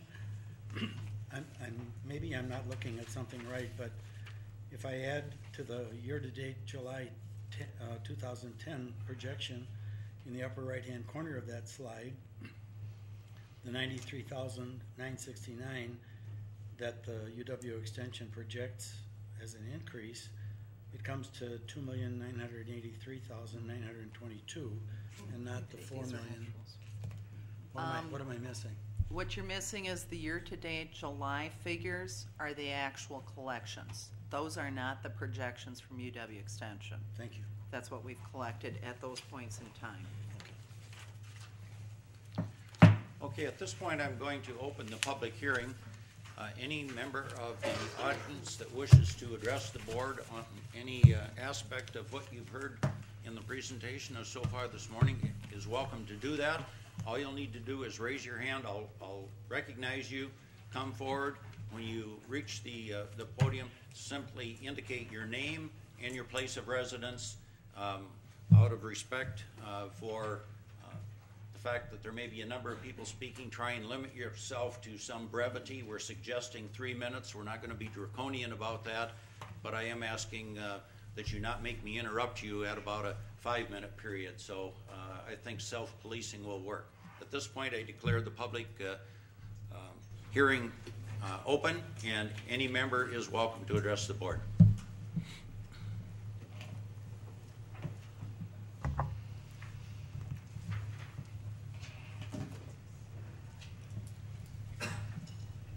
Just give us your name and place of residence. Welcome. I know that. My name is Janet Knudsen, and I live in Star Prairie, Wisconsin. And thank you for allowing me to speak. Forgive me if I sound a little bit angry. I don't want to seem that way, but the idea that I'm here to defend the St. Croix County Health Center from attack again, well, that does make me a little angry. Didn't we just have a referendum 2 years ago to clarify the public's view about the health center? You all know very well the outcome of that referendum showed the citizens of St. Croix County value that health center. You have a duty to the citizens that you represent to honor their values and keep the health center open. Not only do you have a duty to keep the health center open, you have a duty to give the management and staff there every opportunity to offer the excellent service they have given all along. In other words, stop threatening closure. Those tactics can only hurt morale and service at the facility. Concerning excellence, are you aware the rating given the health center by the federal Medicare inspectors is the highest possible rating? That's a 5-star rating. The St. Croix County Health Center is among the finest nursing home facilities in the state, and it's official, according to the radio report this morning. You may be thinking that I am just self-interested in wanting to keep the health center open. You're darn right I am. For myself, and yourself, and herself, and himself, and all the selves here in St. Croix County. My family's history with the health center has been very rewarding. When my father needed long-term care, he received it lovingly until he passed away. My mother needed to reside in the health care facility a shorter time before she passed away, but her last months were made easy, and we knew she was in the best of hands until she died. My husband, a strong, hard-working man all his life, has been laid low by Parkinson's disease and has been at the health center now for almost 6 months. His care has been wonderful. I cannot imagine him in any other facility. Everything's up to speed there technologically also. Last Saturday, we were able to video conference with my grandson in Virginia from Ralph's room at the health center. I think it's important for you to know and understand that my family is not terribly wealthy, but we've been frugal and can afford any nursing home in the county. In your language, that means, yes, we are private pay. It's important for you to know this because not only are you sometimes thinking about destroying something the voters value, you're trying to destroy something my family considers worth paying for. Thank you.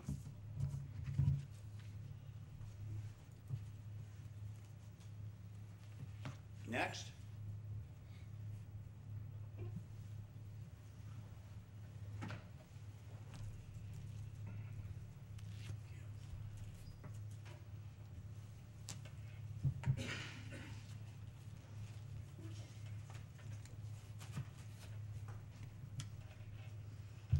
Good morning, I'm Kim Dupre. I live in Emerald, Wisconsin. I guess I'll start out by talking about incongruity. That was a big word that you probably see on your Word of Day calendars. Talking about things that are not of a similar nature. Inharmonious, discordant, conflicting. Much of our humor is based on incongruity. You know, I think of the E-Tray baby. It just makes me laugh every time. Because it's just so preposterous about some little baby, you know, trading stocks on his little PDA, you know. So incongruity is very humorous at a lot of times in our society. But what I find nearly as incongruent, but not nearly as humorous, are some of the comments I've heard lately about the nursing home, too. Comments about the referendum being a poorly worded question. And I guess I find that a little incongruent because I remember what, what effort was put into the question. A lot of time and a lot of energy and a lot of effort was put in that question to make sure it was just right. And when the very people, you know, who helped draft the question and thought it was fine and didn't want to take any, you know, other input on the question before the election, suddenly think after the election it wasn't a good question after the referendum. And so I find that to be a little incongruent, especially when that's not being questioned about the library referendum or even the downsizing of the county board referendum, that same ballot. I thought if the question was difficult to understand or if there was some ambiguity involved, the result would have been a little more evenly divided, but it came off very strong in favor of the nursing home. We were the only county with a nursing home referendum where every single precinct voted in favor of the nursing home. That was statewide. Something I wanted to point out. Some of the other comments that I found a little incongruent were, well, if the nursing home was really just serving the needy, we could justify the expense of it. And I thought, hasn't the nursing home been doing that for like 100 years? They've largely been serving the needy. And so I thought it was a little incongruent that people suddenly are saying, well, it needs to do that. And that other nursing homes, it's starting to look like other nursing homes now. Well, if the problem was the tax levy dollars, we needed to find other sources of revenue. And I feel like it's kind of been turned around on us now that we're not serving just the needy, we're serving some other people. Why are we being criticized for looking like the other nursing homes? That seems a little incongruent to me, especially when I know the other nursing homes don't take on the needy. I personally talked with one of the nursing home administrators here in Hudson of a for-profit facility. And I asked him, how many Medicaid patients do you have? And he said, well, they receive just as good a care as our other residents. Okay, that's good to know, but how many of them do you serve? And he wouldn't give me an answer. And he said he just didn't have that data or something. So I know the other nursing homes don't take the interest in the needy as much as our center does. That we have too many, the other comment I heard, we have too many nursing homes in our county.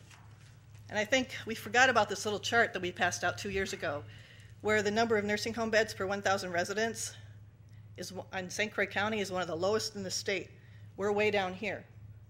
And so to say that we have too many nursing homes doesn't equate to too many nursing home beds. And as Trent pointed out earlier, we do have a need for those. And I also noticed that some comments about too many bankruptcies and foreclosures, but to me that means there's even more people in need. It's incongruent to think that there aren't more people out there that don't have homes or jobs or portfolios anymore or anything to get the care they need. That's even more reason to support the nursing home and to make sure that they have the care that they need. I know there's 600 acres around the county's nursing home up there that was part of the original county poor farm. If we need to build a new nursing home, is there a reason why we can't sell some land that was originally part of the nursing home? And I know there's been a lot of debate about the $47 million supposedly the county has in its bank account. Chuck and I were just talking about that last night from the Finance Committee minutes in May 2009. And that number had gone up incrementally since about, I don't know, beginning of 2008. It had been climbing. So we need some clarity as to what those funds entail, I think. And I find it a little incongruent, too, that speaking of efficiencies, trying to get the nursing home down to one level so it's more efficient. I mean, most businessmen would tell you government needs to run like a business, so we need to spend money to make money. That's what most businessmen would say. So if government needs to run more like a business, we need to do that type of thing as well. The nursing home has the support of the public. You do have some assets that you could capitalize on. Doesn't it make sense to spend a little money to make a little money down the road? Also, we have a 5-star home, as we've been hearing about today. And I do have a printout from the U.S. News World and Report that has this down as number 44. I have a copy for each of you, so I'll give that to you when I get done here. But I think it's really incongruent also. When you have a 5-star nursing home, one of the 10% in the nation, one of the top 50 or 60 in the state, why wouldn't you want to support it? Why wouldn't you want to invest in it a little bit? It's like a crowning jewel. It's not the unwanted stepchild here. It's something to be proud of, something to take pride in, and the public obviously does. And lastly, I think it's extremely incongruent to bring on somebody of Frank's caliber and experience. He's done this before with other nursing homes and been successful. And not give him the tools that he really needs to get the job done. I feel like you're asking someone to get in their car, drive from here to Madison in 4 hours, but we're not going to give you any gas. And you have to go via Des Moines and still make it in 4 hours. That just seems really incongruent to me and really smacks of almost not playing fair. You know, let's give Frank the support he needs to help get the job done. So back to the E-Tray baby. Now that we all know what incongruent means, I hope you can see the logic behind some of the arguments that we're hearing as to why we shouldn't support the nursing home. There's really no logic there at all. It's talking out of both sides of the mouth at times. So I will pass this out, and if you have any other questions, I was told not to disclose the source, but I'm sure you can find this on the website yourself. Thank you very much.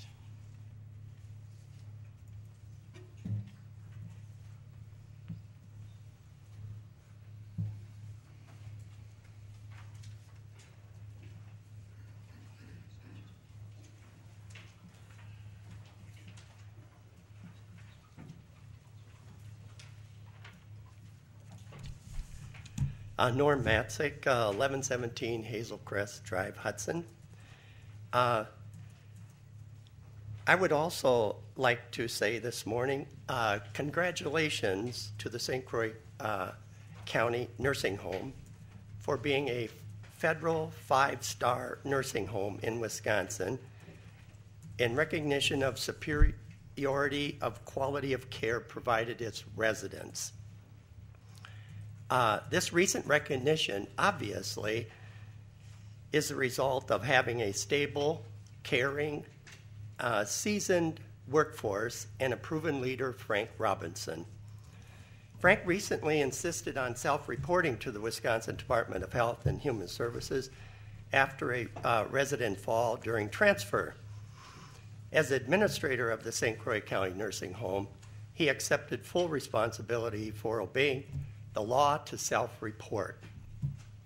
Contrast this administrator performance with private and some profit nursing homes' current standard of covering up and even falsifying medical records to hide any errors in judgment or even intentional abuse or neglect. When profit or image are the motive, the elderly and disadvantaged who must be cared for in these facilities can easily become victims. When the elderly are recognized as valuable members of our society, even when their health is compromised, a good administrator like Frank Robinson looks at ways to improve the process and provide safe, adequate, and compassionate care. Frank Robinson is the kind of role model St. Croix County, the state of Wisconsin, and the U.S. need. I am quite sure, Frank, that St. Croix County elderly residents thank you for a job well done. In summary, the St. Croix County Nursing Home is a valuable asset to the county. It's extremely well managed. And please, board members, do not forget that the nursing home cares for court-ordered residents as the lowest cost option for the county. Thank you.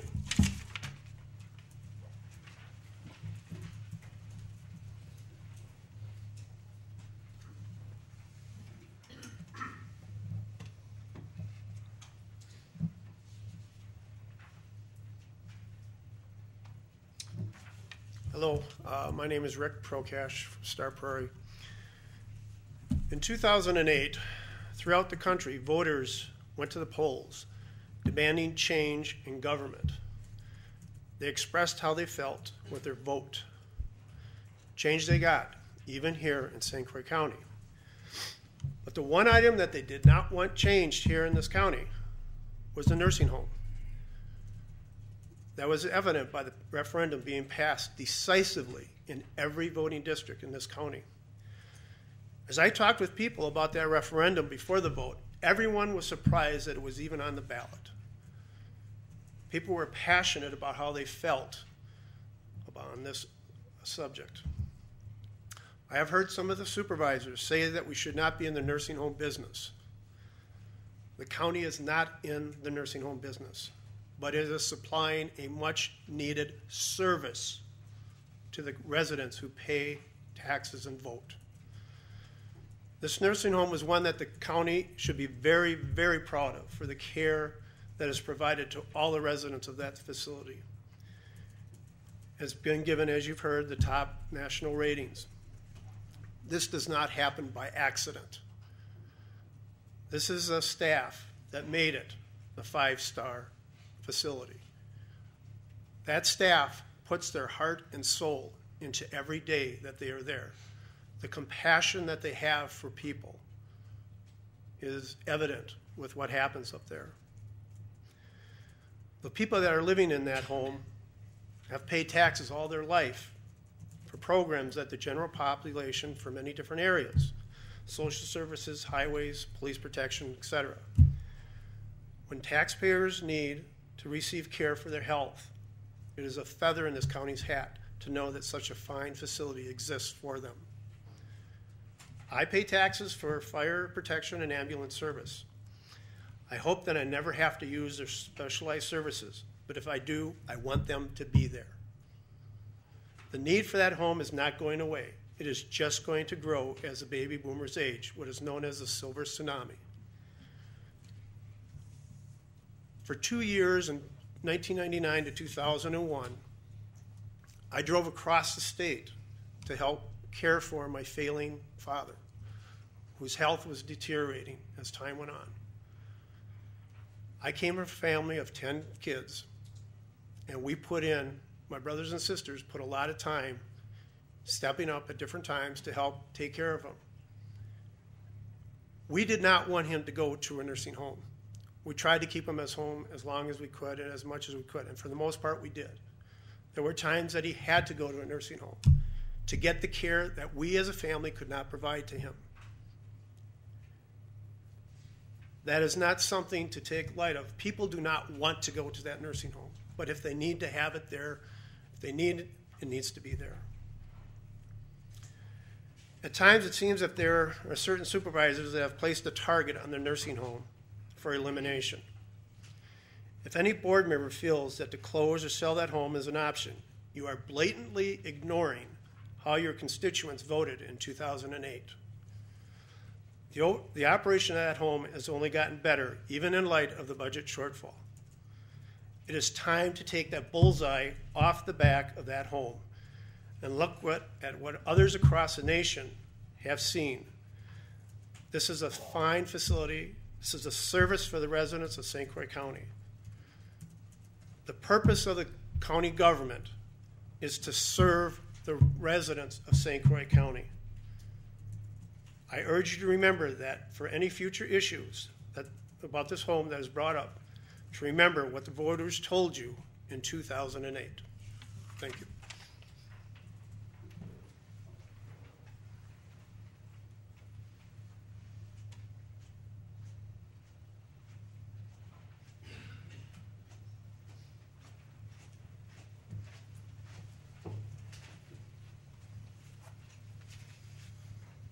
Good morning. My name is Dan Hansen. I'm in New Richmond, and I'm also an advocate for the St. Croix County Healthcare Facility. Some of you seem to have a case of sour grapes over how that referendum turned out. You learned that you can't pull the plug on the healthcare facility, so now you are constantly trying to pull the rug out from under it. This is underhanded and mean-spirited. Please accept this challenge to rise above grudge politics and consider what truly serves the greater good of your constituency. I've met Mr. Frank Robinson a few times, and I don't envy him. He knows his facility is a target, and yet somehow he has the confidence to inspire confidence in all of the people who are on that staff. He expects excellence, and he gets results. Now, you all know that this facility is a 5-star rated facility by the Medicare inspectors that come around from the federal government. That puts it as one of the best healthcare facilities in the nation. This is a special honor which has been treated as if it's a routine. It's not something that we celebrate, and I think that's a shame. But I suspect if we celebrated it, we would have to take the target off the backs of the people who work there. Now, I understand Mr. Robinson has a reputation of being able to bring revenue to facilities such as the St. Croix County Health Center. I also understand that a strategic plan was prepared in 2009 that determined the need to add an income source. It now appears that strategic plan may be derailed here by lack of complete funding. To add a $300,000 line item expense in the middle of the strategic plan without amending overall expectations is laying a trap for failure. Please let Frank succeed by fully funding the health center for the duration of the strategic plan. Concerning the referendum, I've heard reports that it is the perception of some board members that the citizens of St. Croix County had no idea of what they were voting for. I think you may be onto something there, but not exactly in the same way that you do. Now, you see, I thought that was a real referendum. That's right. Right up until last week, I was ignorant. I was ignorant to the fact that that was a non-binding referendum. I can't imagine how angry I would be and how betrayed I would feel if in a few weeks I woke up to learn that the St. Croix County Health Center was being closed, even though I thought that the public had spoke definitively on the issue. Now, think about this from the perspective of all those voters out there, your constituents, who are just as ignorant as I am. When we go to the poll, we like to think that we're settling something. Maybe we're just being naive, eh? Just imagine the reaction of all those ignorant voters who will wake up one morning in the near future, as you would have it, to learn that the St. Croix County Health Center has been taken away against their wishes. Against their wishes. Now, guess what those ignorant voters of St. Croix County will take away come the next election? Think about it, right? The correct answer is your jobs as County Board of Supervisors. Well, thank you for your time.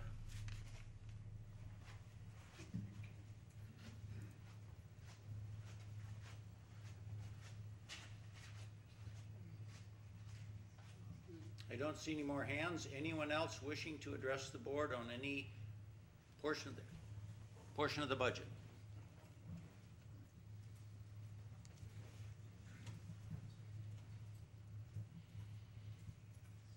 I think I could say former supervisor Tom Irwin. Some accolade, I guess, goes with previous service. Thank you. Since I've already been introduced, I actually hadn't planned on talking about the nursing home, but I will. But I have a clarification I'd like to make if I could. I was watching your budget presentation and saw a lot of losses out into the future, a lot of unpaid bills. And then all of a sudden there was one slide in there how we're going to be out of debt in 2018. I missed it. How'd that happen? What was that slide about? Could you explain that, please? Pardon me? That's our debt that the county has issued since, well, when I started in 2003, we refinanced this building. So we're making debt service payments. Okay, so what is going to be out of debt in 2018? We are going to have no debt service payments after 2018. So the county of St. Croix, Wisconsin, is going to be debt-free in 2018. Is that what I'm understanding? As far as bonding. As far as bonded debt. Bonded debt.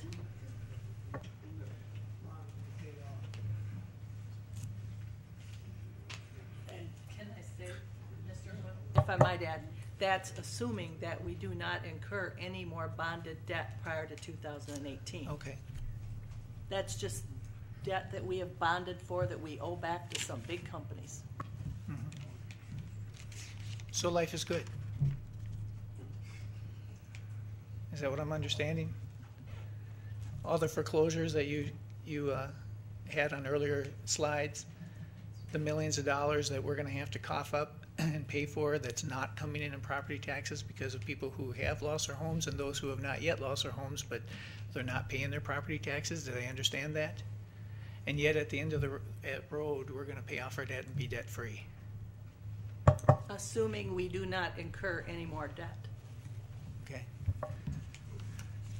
I think that's a large assumption. And it looks like you agree. Oh, yeah. Yes, I do agree. Okay. I just wanted to clarify that point. As a former county board member, this nursing thing has been around for over 2 decades. And I can understand the passion. The people here, many of them are employed. Some of them I recognize they have relatives. And so there's a passion to keep those jobs, keep them here in St. Croix County. And unfortunately, if we all were allowed to lobby for our own special interests, we wouldn't be out of debt in 2018. We would never be out of debt. And just so you understand where I'm coming from, I have no malice toward any of these presentations, but I've done a lot of studying in the last 20 years with the Constitution of the United States and the Federalist Papers, and the individual who actually wrote the Declaration of Independence, a fellow by the name of Thomas Jefferson. One of his writings in the Federalist Papers is that it is immoral. It's just simply immoral for one generation to pass their debt on to the next generation. And I think that's a consideration. If maybe St. Croix County is the jewel and the little golden nugget in this nation that's going to be out of debt in 2018. I find that hard to believe. But if you look at where the rest of the country is going, right now we are going in debt nationwide about $1 billion a week with no end in sight. And so, please understand me when I look at my family, future grandchildren. I don't want to walk up to them and say, by the way, here's my credit card balances. Pay them off, would you? I think that's immoral. I agree with Thomas Jefferson. And so you understand that's the basis from where I speak today. I came in and I watched the presentation this morning on the county nursing home, and I didn't learn anything new. It was the same thing that we've asked the residents of this county to pay for time and time again. More studies. The studies come up with the same answer at the end of the day. A question I never heard was, how many counties still have nursing homes? Because when we went through this about a decade ago, the counties were getting out of that business. Now, you may not like the answer that government shouldn't be in a business that competes with the private sector, but that is a good answer. When you talk about investment and you compare that to a businessman, no businessman would make a greater investment to lose less. If it's a loser down the road as far as it's projected, which is what we saw today, it doesn't make any sense to invest more money to take that losing curve from going down every year to level off. And that's what was presented. And the last thing that I wanted to say that we were really surprised about is the idea of care. I have no doubt they get great care. But you're talking about a 72-bed facility, and well, how many people do we have in this county now? 55,000, 65,000, somewhere in there? 80,000, my goodness. See, I'm 10 years behind times on my numbers. That's not exactly representing the county. And we were told about a lot of other things, such as they provide specialized care that no other nursing home can do. They take the special, very difficult people. There were a few of us, and we went around and we visited the other counties, the other nursing homes in the county. And we found out they're all saying that's not true. That's not true. We talked to other counties. Chippewa Falls, Eau Claire were two that had gotten out of the nursing home business, and they came back and said, my goodness, running the county has become so easy now that we don't have that. It was the smartest financial decision we made. And it comes back to the basic, okay, should government be in private business or not? But I want to tell you what happened, is they offered, the county board supervisors from those districts offered to come and give a presentation to this board, and they were turned down by the leadership. And that's when we found out there was just an awful lot of relatives involved. So you might be doing things, keeping the home for the wrong reasons. It might not be. It's very easy to come up and make these emotional, passionate pleas, and there's no doubt there are winners. But at the end of the day, a lot of what we were told was just simply not true. And the most shocking thing, even for the people who were supporters of the nursing home, that we found out in that study is at that time, our employees at this nursing home in New Richmond were the highest paid in the state. I don't know where they are now, but we watched a presentation this morning that indicated that they didn't want to compare them, nobody compared them to the private homes, but even compared to the other government nursing homes, we are the highest. So I think we're at a crossroads here. The county board is at a fork in the road. You're going to have to decide if you're going to indebt the taxpayers of this county indefinitely by building a new facility, or if it's time to cut our losses and say, let the private sector do it, they do a better job. Thank you.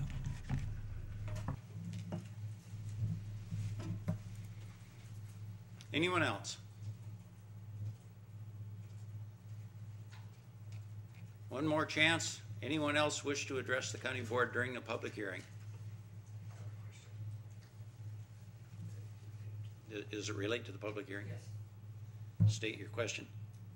Would it be appropriate for me to read some feedback that I got when I requested feedback from people I know in the county?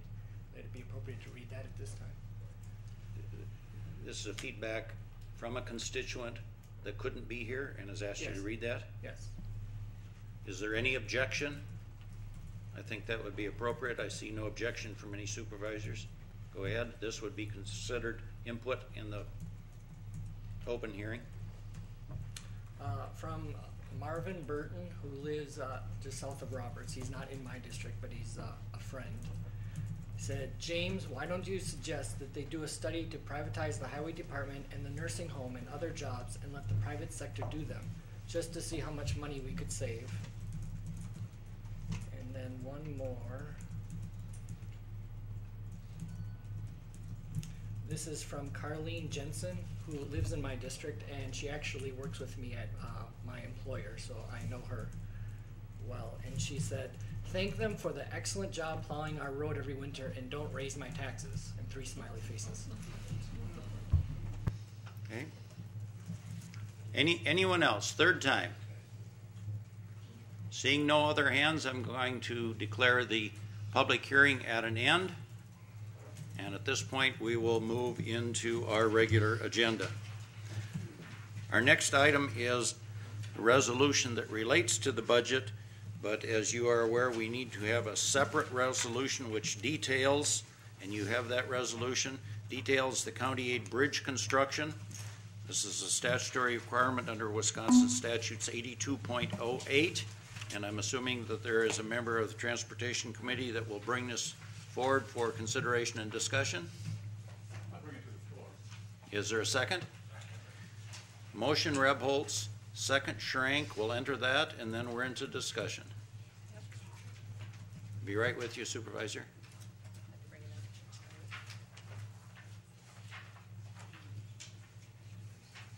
Alfie, did you get your second in there? Supervisor Marzov.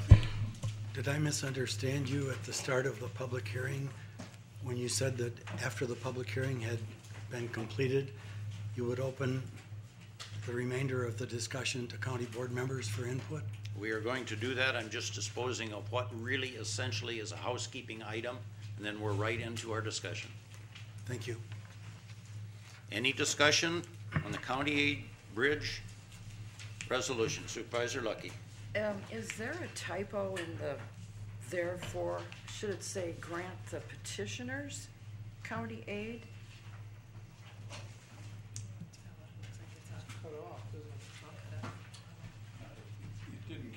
Oh, and here. Supervisor Lucky, you can see not only that word, but a subsequent, in the next paragraph, there's simply, when this was copied, it's cut off. Do you have the original here?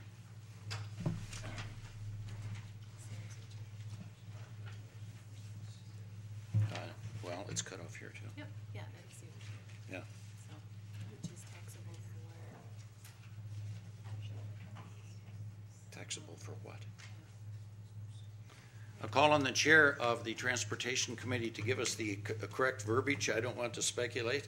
Petition would seem to be the case in the second line. SUS is what? I'm not sure. I'm going to ask our highway commissioner if he remembers, if he's here. Mr. Ramber, we need somebody to fall on their sword for this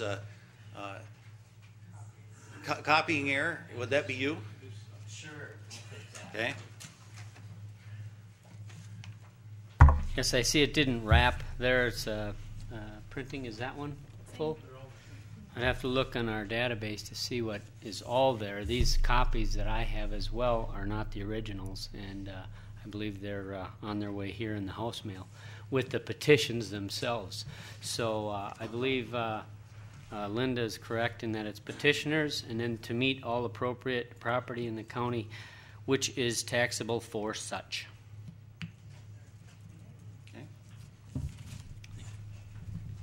Any other questions or clarifications? Seeing none, we'll proceed to vote.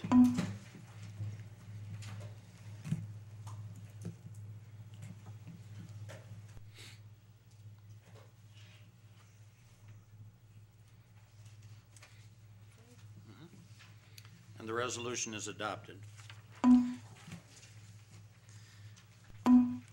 At this point, we are ready then to begin our discussion and consideration of the 2011 proposed budget. To facilitate our discussion and to have an action item for us to discuss, process, amend, whatever is your pleasure. Is there a motion? Chair would entertain a motion to bring forward the resolution adopting the 2011 budget. I move to bring this resolution to the board.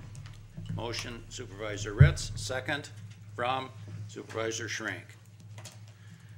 And if you will get your second entered, Elfie. Motion Ritz, second Schrank. And we are now into discussion. Supervisor Sather. In looking at the budget, there's a position, a half-time position in emergency management, the deputy position that at this time we're not filling, and I thought we removed that from the budget, but evidently we didn't. So I'd like to make a motion to remove the expense of the half-time deputy position in emergency management from this budget and the ancillary benefit costs. I think it's roughly 28,000 plus benefits. That's a motion. So that any motions that are made with respect to the budget are at this point going to be motions to amend. We have a main motion. This is a motion to amend. I will consider that to be a germane motion, but out of respect for the fact that we now are in a zero-sum game, no matter what we do with the budget, it needs the other side. I'm only going to ask you, that is a motion to reduce expenses. The dollars you would do what? The dollars, I believe, is 28,000. Right. What would you do with the dollars? Put it in the general fund. Okay. Is there a second? I'll second that. Motion made and second. Motion from Sather. At this point, I'm going to start keeping my crib notes because one of the challenges I'm going to have is to keep us on track, and I'm going to try and be fair and follow the rules. So we have a motion from Sather, second from Hermsen, to amend. And the motion to amend is to strike what is in the budget, the halftime position in the emergency management area. Discussion. Supervisor Malik. How much?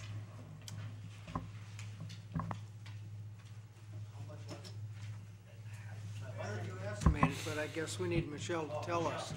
Because at the end of the day, or sometime when we adopt this, the numbers have got to add up. It's roughly $28,322. Round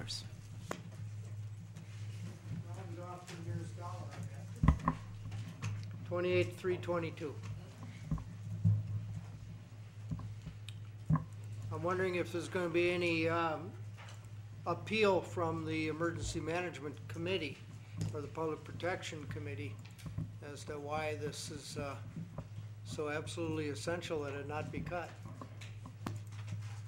Supervisor Reynolds. This halftime position was approved by the last board a year ago, and there were reasons why it was done. We absolutely weren't doing our job as a county in the emergency management area. All you had to do is go out in the country and start talking to some of these people that didn't feel that they were getting the full measure that they wanted, even to the point that the local city here was considering putting on their own emergency management person, which would have been fine, but it would have put us in worse shape yet. Because then we, which way do you go? And it was felt by the committee at that time, and there were a lot of people on that committee, and they voted unanimously on that last vote to put in a full-time person and to later this year or next year put in the halftime position. It is our observation, not everybody in the committee agrees, but it's an observation of some of us on that committee that that motion should stand, that we do need that halftime person. You will start to cripple that program again if you start cutting off those positions, that type of position. If it hadn't been in there, we would have never gone after it this year because of the situation, but it was in there. And it was put into the budget by Casey's staff. You're asking Casey to do something that's wrong when you do this. And we have some people on the Public Protection Committee that don't know what all took place on this particular situation with the committee last year. It would be wrong to do that. That's all I'm going to say. Additional discussion, Supervisor Stauffer. The limited history I know on this seems like a good thing to do to have this position. I just don't think the timing is right. You look at, and these comments apply to the whole thing, you look at the property values going down 7.5%, and we're going to keep the levy amount the same, and I, for one, and other people I have talked to, believe that it's a tax increase if the mill rate goes up. I think we should be looking at keeping the mill rate the same, which means cutting 7.5% from our levy, which I think is around $2 million. I think now is not the time for dessert, now is not the time for meat, now is the time for potatoes, and we need to make some tough decisions. Our constituents have had tough choices to make, with many of them losing houses, many of them losing their jobs. They have had to make those cuts, and we should be making those cuts too. So although I think that this position probably should go on, I don't think now is the time to add this position. Supervisor Sather. For clarification, we got a new emergency management director, and she seems to be working out well. We also upgraded the secretarial or support staff for that position as well. And I just thought, I didn't want to take it out completely. I just want to take it out of next year's budget to let the process see how it goes with an upgraded support staff and the new director. Now, she's been real busy because of the 500-year flood, but let's see what the workload is next year, and if it's needed then, maybe install it back in the budget. Thank you.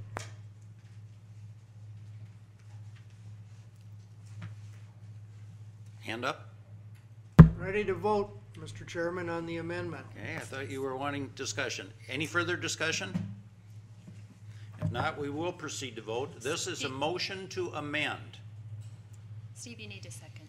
This is a motion to amend the budget by striking the half-time position that is currently in emergency management. The dollar amount is slightly over $28,000, and the offset would be that the reduction in expenses would go into the general fund. Are you clear on what you're not voting on the budget? This is a motion to amend the main motion in the budget resolution. Proceed to vote.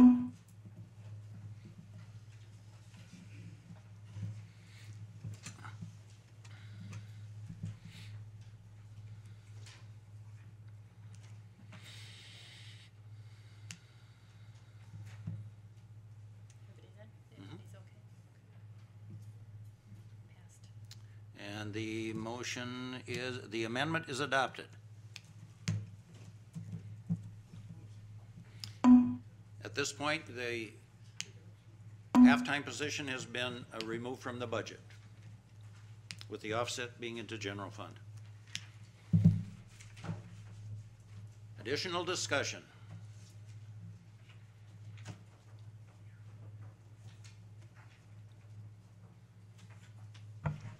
Supervisor Warren. So on the presentation of the budget on slide 31, it talked about a cumulative fund balance of, I'm going to guesstimate, it looks to be about 16 million. I did, in one of the speakers at the public hearing mentioned that there was actually 47 million. Is there clarification on that? Yes, I will have Michelle give significant clarification. Even the comment that number was in the, I should refrain. I'm the traffic director. Go ahead. With regard to the $46 million, as I understand it, it was referring to a report that was given to an administration committee. Just so you all have a clear understanding, every month I provide the committee with the total countywide cash and investment balance. And that balance will fluctuate from one month to the next month based on tax collections, based on payments that we make. If in fact you are looking at fund balances, which are not equivalent to cash balances, we have at year end 12/31/09, we had total cash and investments countywide of $35,799,000. $10.5 million of that was in the general fund. $2.8 million was in the Health and Human Services Fund. $114,000 was in the Debt Service Fund. Other governmental had $2.5 million. The nursing home had $500,000. Highway had $210,000. Internal service funds, which include our health insurance, our work comp fund, and our liability fund, had $5.8 million. And our fiduciary funds, those are tax dollars not owned by the county had 13.1 million, most of which was in the tax agency fund, which we then cut checks the following week to the municipalities that we collect for. General fund, on the other hand, so you're thinking maybe we have $35 million. General fund and other funds have reservations and they have designations. At the end of the day, after you've reserved or designated, anything that's left is unreserved, undesignated. In other words, potentially available for spending. In the general fund, we had $6.2 million reserved to cover the delinquent taxes, to cover investments that we can't spend. WMIC, we invested in WMIC, we're an equity owner. We have inventories, we can't spend our inventories. We've designated $500,000 to cover grants where we are legally obligated to spend, and they cover 2 calendar years. This leaves 25%, well, it leaves, the rest would flow into unreserved, undesignated in the general fund. Our policy and practice is to retain 25% of the general fund expenses based on the audit report as the rainy day cushion for all funds of the county. That equates to $7.4 million. My general fund at year end should have had $14.1 million sitting in reserves and rainy day. We had $10.5 million in cash. Okay. Health and Human Services, ADRC, and the aging funds are reserved and or restricted. We've got trust funds in the aging program where it cannot be used. We reserved the amount of fund balance that was used in HHS for the 2010 budget. Other governmental funds, we had $1.5 million in capital project funds, part of which has already been designated. And then the fiduciary funds are not county dollars, and the internal service funds are restricted under the policies in place. There's a separate policy with regard to health insurance funds, and the administration committee, formerly the finance committee, had made a decision that the liability fund was to retain its minimum deductible, which is $1.5 million. Does that answer your questions? Or not? For the most part.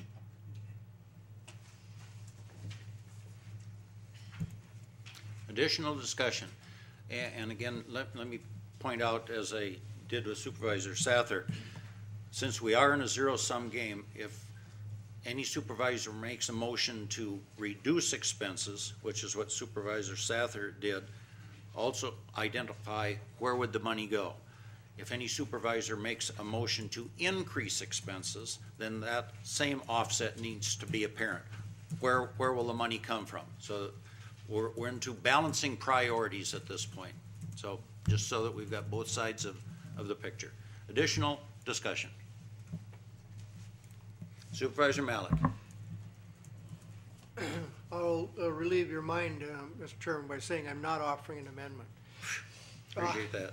No, what I just wanted to say is that having participated in the administration committee and having been a member of the finance committee before this for several terms, going back, I guess, to 2000 or 2002, I saw it all this year and sat through all the proceedings and so on. And the one thing that bothers me about this budget, and I'm certainly going to support what's been proposed by the committee, but the bothersome thing about it is that we have deferred a number of capital expenses, and Chairman Norton Bauman said that.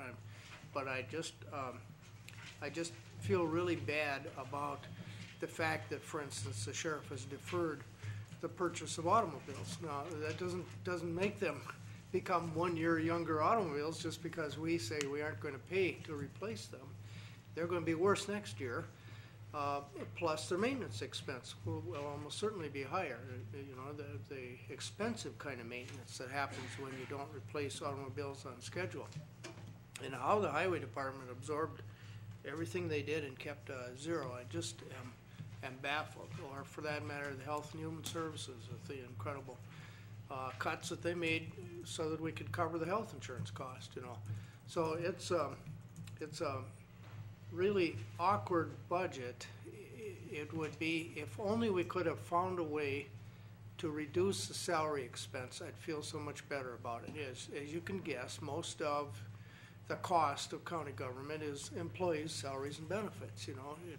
We're in the people business kind of. And instead, what we have done is to cut capital items, the thing part, mostly. And so I'm not at all happy about it, but I'm still going to support it, and I encourage the rest of you to do it also.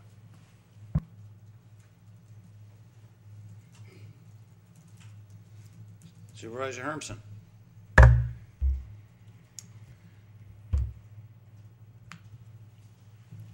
It's a fine day.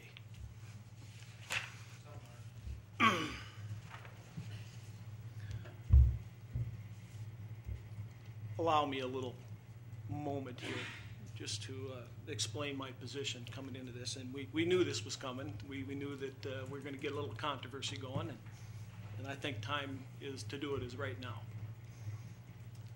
I think today is a special day. It's unlike other times when this board meets.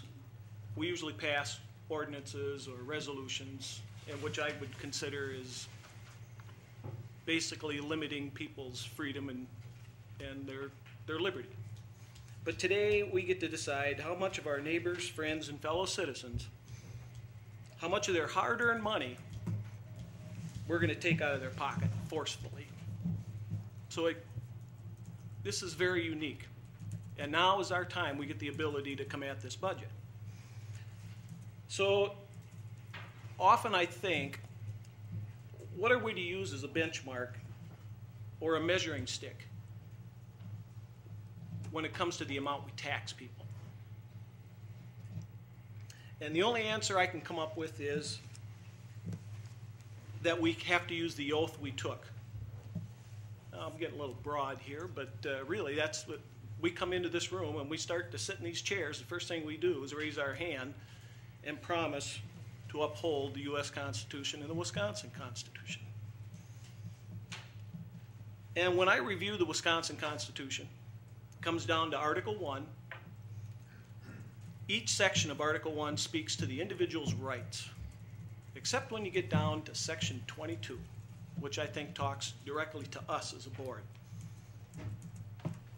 And Section 22 says that the blessings of a free government can only be maintained by a frequent adherence to justice, moderation, temperance, frugality, and virtue, and by frequent recurrence to fundamental principles. I think that speaks very straightforward to what we're to do. So in keeping with the frequent recurrence of fundamental principles, I believe our business is not to be in business, nor is service to be our purpose, like we say on our website. Government is our purpose. And it's not to compete with the private sector. To do so is an abuse of power and places at risk every corporation in our free market. And without these free markets,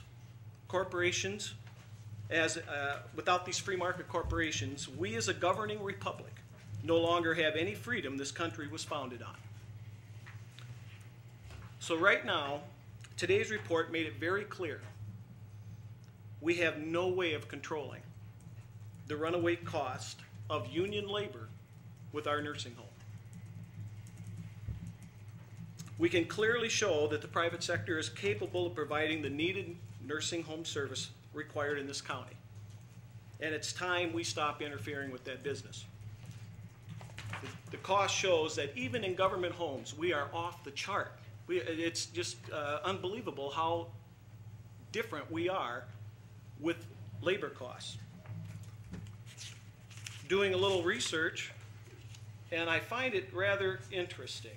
I hate using that phrase anymore, but what was presented here by a citizen this morning on the top 50 nursing homes in the state of Wisconsin, I too happened to hit that link this weekend. And I find it interesting how all of a sudden the numbers of ranking have changed in what's been handed to you guys versus what I found on the website this weekend. Because I happen to have that ranking. And what we need to understand as a county is that out of the top 50 homes, 3/4 of them are profit and nonprofit, of which don't seem to have a problem making their bottom line. They don't get the additional tax dollars of a subsidy like what we're providing. And yet, when I look at it too, as well in the arena, really it only comes down to about 15% as government homes. And keep in mind that the government homes, on average, are just like the chart shows, their total cost is $188 a day. We are not doing our citizens any favors. And I would challenge that for those people that came forward today to speak passionately for the New Richmond nursing home, to keep in mind that the whole county is paying for this, where it's just a subset few that are benefiting from it. And for us to be continually providing a subsidy of what is reported right now of $46 and some odd cents to break even to a private pay patient, where none of the other private pay patients in the county get that subsidy, I think is really way outside of our bounds as board members to allow that to happen. Now, the other part that comes into this, when I went and there's a report that's supposed to come to the county every month to give the amount of open beds. And it turns out we have quite a number of open beds that would easily be absorbed by the other homes should the St. Croix County nursing home close. The one that stands out with me is we have 2 nursing homes in New Richmond. The St. Croix County Health Nursing Home has 8 available beds as of October, but the Deerfield Care Center in New Richmond's got 20. I would maintain that it is because of our actions, the way we are funding the nursing home, is we're taking business away from the Deerfield home. So when I look at the whole picture of what our job is to do, that is not a public purpose when we sit here and target a specific community, giving them all the benefit than what we're doing to anybody else. So, Mr. Chairman, I'm going to jump out here and take a shot. I'm going to move to amend the budget that we remove the levy from the nursing home of $664,000, that it be eliminated, and the funds are to be distributed in the following line items. We'll put 220. Supervisor, let me just interrupt you. Only this sounds like it's going to get complicated. Do you have this in writing? I do. Because if I have to restate this, you better have it in writing. Well, we'll make it easy for you. Proceed. It's $250,000 to transportation, $250,000 to public safety and the sheriff's department, $100,000 to health and human services, $13,000 to the fair board, $20,000 to zoning, and the rest being going $31,000 to go into the contingency fund.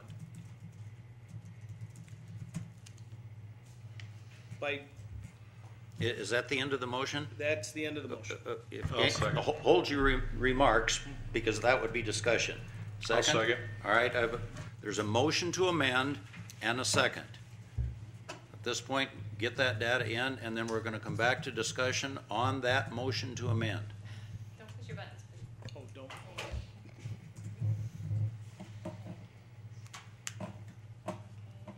Steve, I'll get your motion. Second from Shear.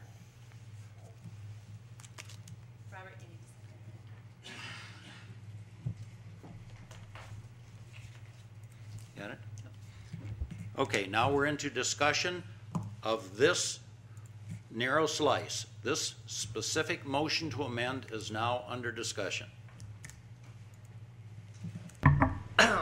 As I understand it, the referendum that was passed 2 years ago was about the county supporting the county nursing home.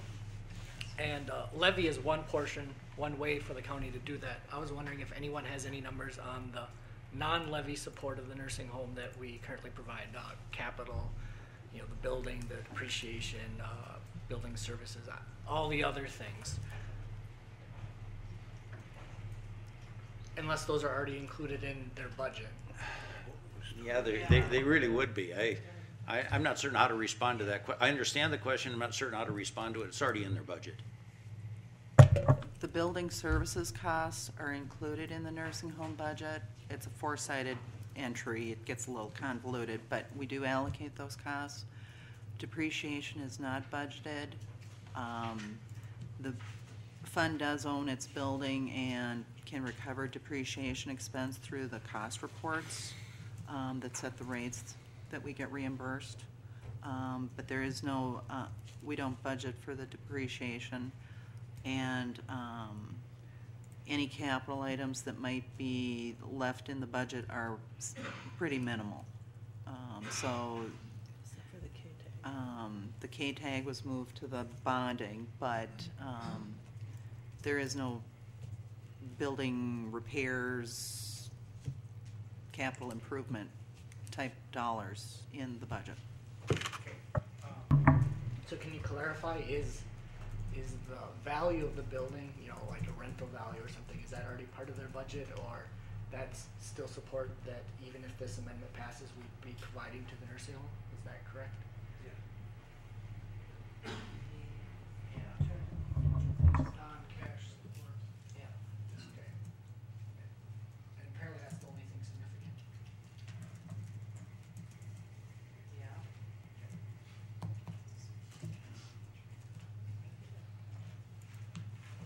Supervisor Ritz.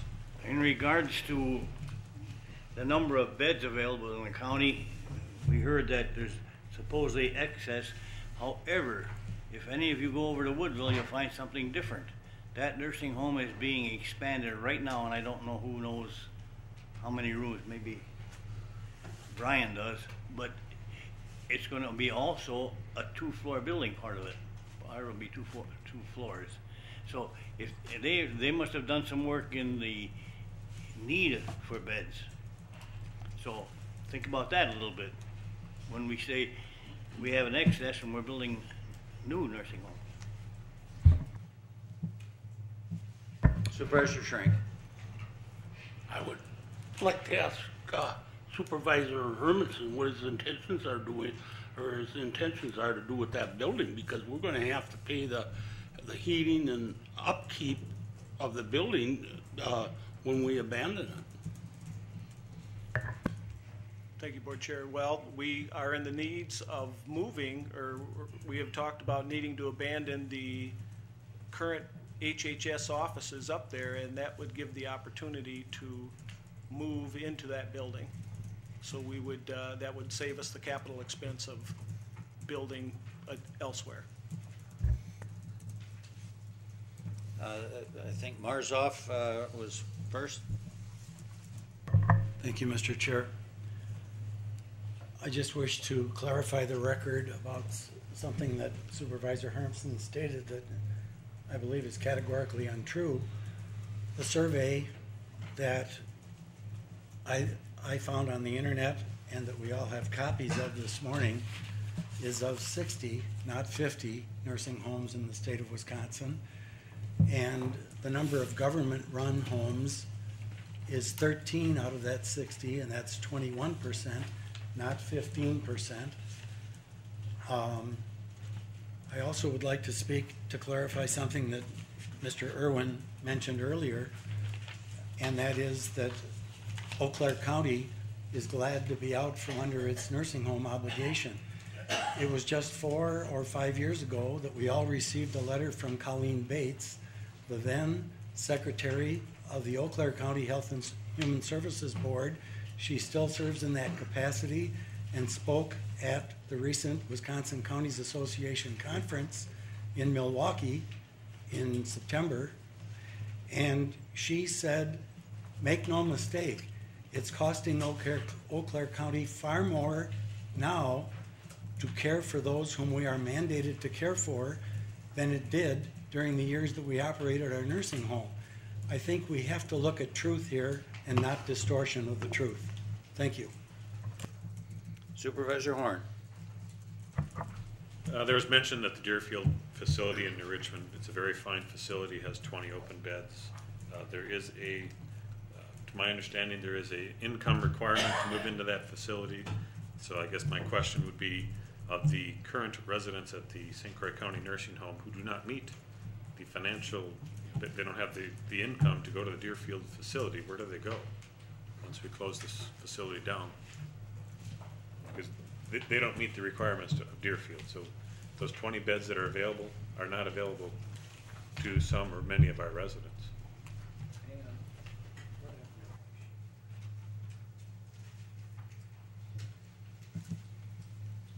Supervisor Wentz. I'm not sure if Supervisor Hermson is aware of the history of why we have a nursing home, but 125 years ago, the state government mandated that the county start a home. Basically, it started out as a insane asylum because we had no place to put the people. Then over time, it became the poor farm, which then became part of the residential area that we now have, which is our nursing home. We also, at that time, were not pulling on the levy. We did not pull on the levy till about 1999. Before that, all monies, and there were many of them, were brought here to Hudson to the general fund. We had one of the best milking herds of the whole area. Sold our cows, made money, all came to the county. I think that when we start talking about what are we doing and what are we doing to our constituents, I think our constituents made it pretty clear to us what they wanted us to do.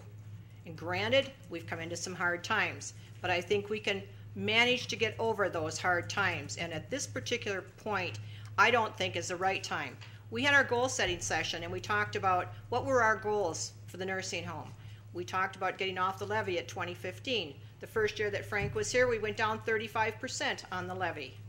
We were not aware that our costs for health insurance were going to balloon the way they did this year. We have no control over the health insurance or the wages. Those are both done from this particular facility. We do not handle that. The things that we can control, we've controlled very, very well. And I find it very discouraging that you as a supervisor would want to do something against our goal setting that we had set up that would take us through 2015. I don't know, do you renege on all promises that way? Careful. Board Chair, I would like to address what the supervisor has mentioned.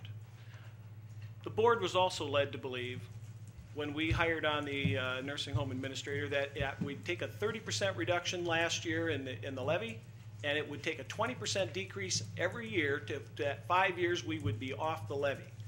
That was one of the agreements. The other piece that comes in, and I'd love to have this addressed. We keep hearing how there was this vote in 2008 for this referendum vote. And board members need to remember, one, it was non-binding. It was an advisory vote.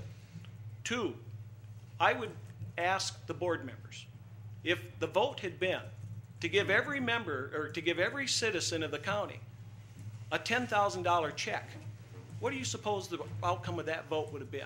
And would you have abided by it?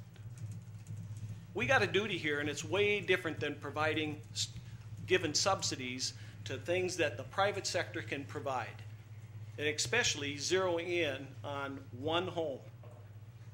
You want to come forward with a way of feeding the same dollars to anybody going to any other home, well then, let's talk. But I'm against giving a subsidy. Yes, Supervisor Wentz. Supervisor Hermson, I apologize for my last remark. Please forgive me. Thank you. Supervisor Lucky. I'd like to ask Supervisor Hermson how you see this motion as playing out. for example, if removing the levy dollars caused the home to have to close, there would be monies needed to transition residents to other living situations, etc. How do you see us accomplishing this? Thank you, Board. Here's how I see that this could proceed. For one, we're taking 660-some thousand away from the nursing home. If they were to turn around and raise their rates for the private pay patients to just break even, that's an additional $318,000 that they would gain in a year. Under other homes, they raise their rate for private pay just slightly above that to help offset the costs somewhat for the Medicaid patients. We have no way of controlling this. Supervisor Wentz just explained that the Health and Human Services Board has done everything that they can of the things that they can control. But we have no ability on the runaway labor costs that are putting this home in jeopardy. Now, and we have not heard, we certainly haven't heard at any time that the union has agreed to come forward and say, you know what, we'll take a discount just to keep that home open. I find it a little disturbing that the people that came forward, one being a county employee lobbying for this, is a little bit of a conflict when I guess if I'm getting a high dollar, I'd come before the board and plead for that position as well. But we can't control that union. We can't get them to back down. Our only option is to shut it down. We will never win, and we'll never go backwards on it. So since the union hasn't volunteered to come forward with a discount, we have one option really. It's either close it down, or two, we leave it where we put it out there and make the private pay patients pay that cost that the union demands to have. And once they realize that it doesn't connect, they will, the HHS board will have to realize we're gonna have to shut it down, and that's it. So they can go for a higher private pay. They'll get $300 and some odd thousand. That'll make up half of what we're taking away from them. But then that HHS board has got to figure out how they're going to make that. If they want to run it like a business, then by golly, we're going to give it to them as a business. Supervisor Sather. Just to answer Linda's question, I think if you need funds for transitioning, those bed spots have value, either to other nursing homes or somewhere else. Let me also say that in a former lifetime, I visited all the nursing homes in this county, and all of our nursing homes provide excellent care. I see even Glen Haven is a little higher on the list, and they're all good nursing homes. I think our constituents get wonderful nursing care. And I also agree mostly with Mr. Hermson that we're competing with the private sector. The private sector is, even the non-for-profit are keeping their head above water. If we subsidize all the nursing homes, I think it's a fair deal, but I don't think we can afford that. Supervisor Marzoff. I would like to just read some excerpts from previous Health and Human Service Committee and County Board meetings. This is from the July 21st Health and Human Services Board meeting. Johnson, Larson, and Horn attended the Ad Hoc Facility Planning Committee on July 7th, 2010. At that meeting, it was determined to keep the nursing home as is. The nursing home facility condition index is good. It was suggested for the nursing home to expand niche markets for the nursing home and potentially do some upgrades to the nursing home. It was determined by the study that the HHS building is obsolete. After a discussion at the ad hoc committee meeting, it was the consensus to build a standalone new HHS building in New Richmond.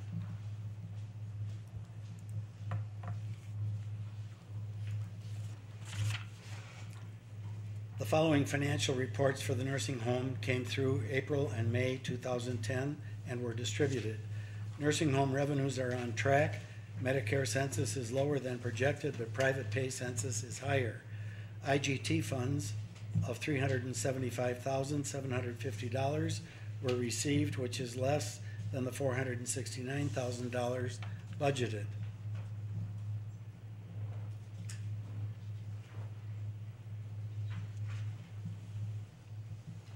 Trenton Fast, Larson Allen reported the audit follows SAS 114 regulations as required. The audit is performed on a risk-based audit approach. The nursing home received an unqualified opinion, which is the highest ranking that can be given for an audit. He said Medicare residents typically have short-term therapy stays and that Medicare pays more than Medicaid, and this is a way to increase nursing home revenue. This impacted census figures as more Medicare consumers are attracted to the facility as there are more private rooms available. This is from the September 24th Health and Human Services meeting. Wentz said the county has an obligation to follow the outcome of the advisory referendum to continue operating the nursing home. Every jurisdiction in the county voted to continue operating the nursing home, even if it requires county levy. Robinson said the nursing home needs a feeder system. This is from the September 15th Health and Human Services County Board. It's under a caption, 4% rate increase for nursing home private pay. Robinson is requesting the nursing home private pay rate to be increased 4% from the current $178.25 to the proposed $185.38 per day. This increase helps the private pay rate be kept in line with other facilities and is lower than many facilities. The average care cost per day was previously calculated to be approximately $229. This will be updated for the next meeting. Increasing the private pay rates will allow the nursing home to stay competitive and still maximize the revenue stream. I will conclude by sharing with you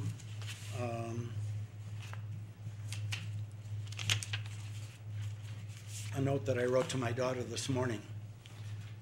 Her name is Anne Marie, and we call her Little Bird. Good morning, Little Bird. Thank you for your note. I'm glad you found what I sent to be useful and that it helped you feel connected to some of what went into my own development as a human being. I have a county board meeting this morning, so I'm up earlier than usual getting ready for that. On the agenda is a controversial item which, on the surface, looks like it may be an attempt to scuttle our county-run nursing home up in New Richmond. Ironically, the magazine, U.S. News and World Report, just gave our nursing home a 5-star rating, which placed it among the top 60 nursing homes in Wisconsin.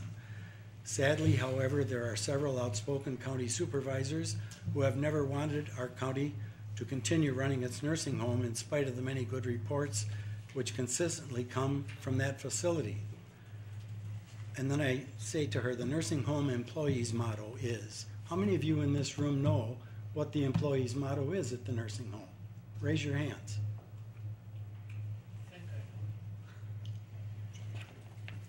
Their home is our home, words like that. Words to that effect, Mr. Mallard. The nursing home employee's motto is, our residents do not live in a facility. We work in their home. People, that spirit is why we continue to get 5-star ratings.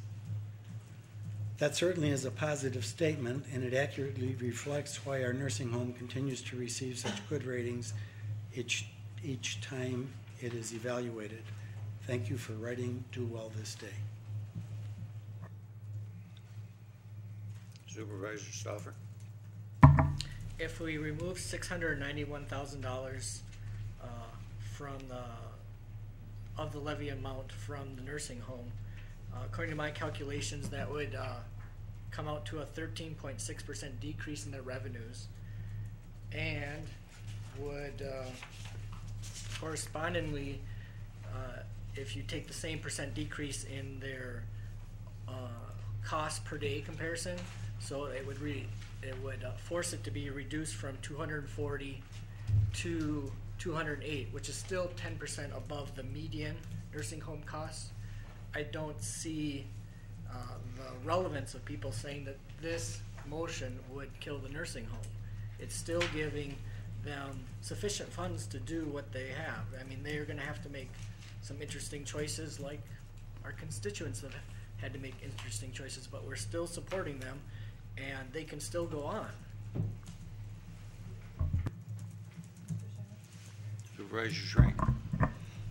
To give you the figures from the advisory referendum held on November 4th, 2008, a little over 41,000 people voted on the referendum, and out of that, 27,000 were over 27,000 were in favor, and over 14,000 were not in favor of having the nursing homes. So I think we should take a look at what our voting people want, not what we want personally. Supervisor Norton-Baumann. Thank you, Mr. Chair. I'd like to speak to Supervisor Horn's comment about Parkside. I'm sorry, Deerfield. It could be that one of the reasons they, other than the fact that you've indicated they have an income threshold, they are charging significantly more for private room than the St. Croix County Health Center is charging. This list, which you'll see is all marked up, is from August of this year. It's a comparison of the dollars charged for private pay stays in many nursing homes, even going so far down to Plum City. On this list, the St. Croix County Health Center is the lowest price per day on the whole list, except for one, which is Plum City. Even after the increase, going to $185.38 a day, we still, as a county, are not charging anywhere near what other nursing homes in our area are charging for private pay. That doesn't make any sense to me. I have a great deal of difficulty with asking our taxpayers to subsidize patients who have the dollars to pay for their care.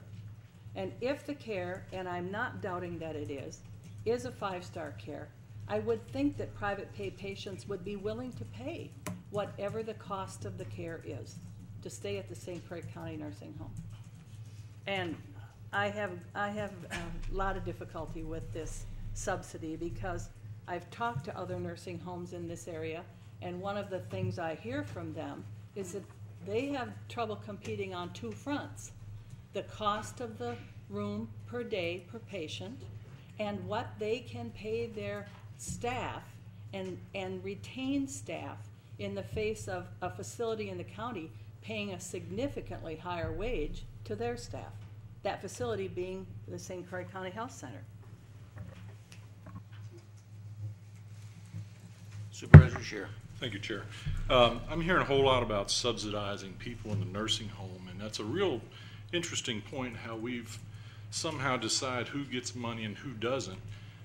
There's needs all over the county. I see graphics about people losing their homes that can't pay taxes or foreclosed. How come we're not subsidizing those people? How do we determine who we subsidize and who we don't with a clear conscience in this county? And I'm just very much against subsidizing not only individuals, but it's also pulling away from private business, which we talked about earlier. I've had people from other nursing homes said, "Hey, where's our money as well?" I don't have an answer for that. So I really we would kind of consider, if we're going to subsidize people, as Mr. Hermanson pointed out, is everybody going to get a check for $10,000? What would the vote be then?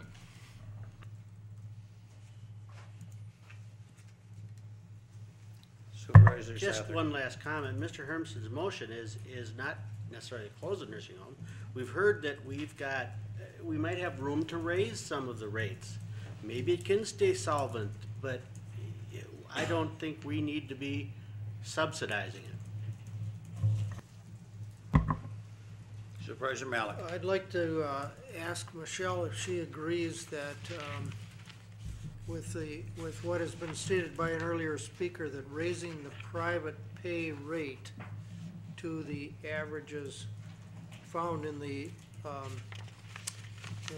Larson Allen study would bring in 318,000 more a year. Is that in the right ballpark or not? Can I speak to that? Please. Yeah, I'd like to speak to that if I could.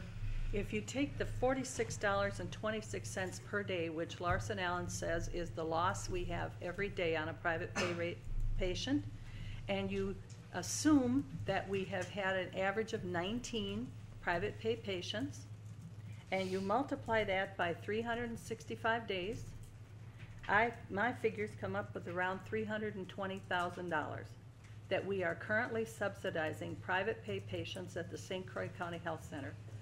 And I'm going to say again, I have trouble in my district justifying that to the taxpayers who contact me.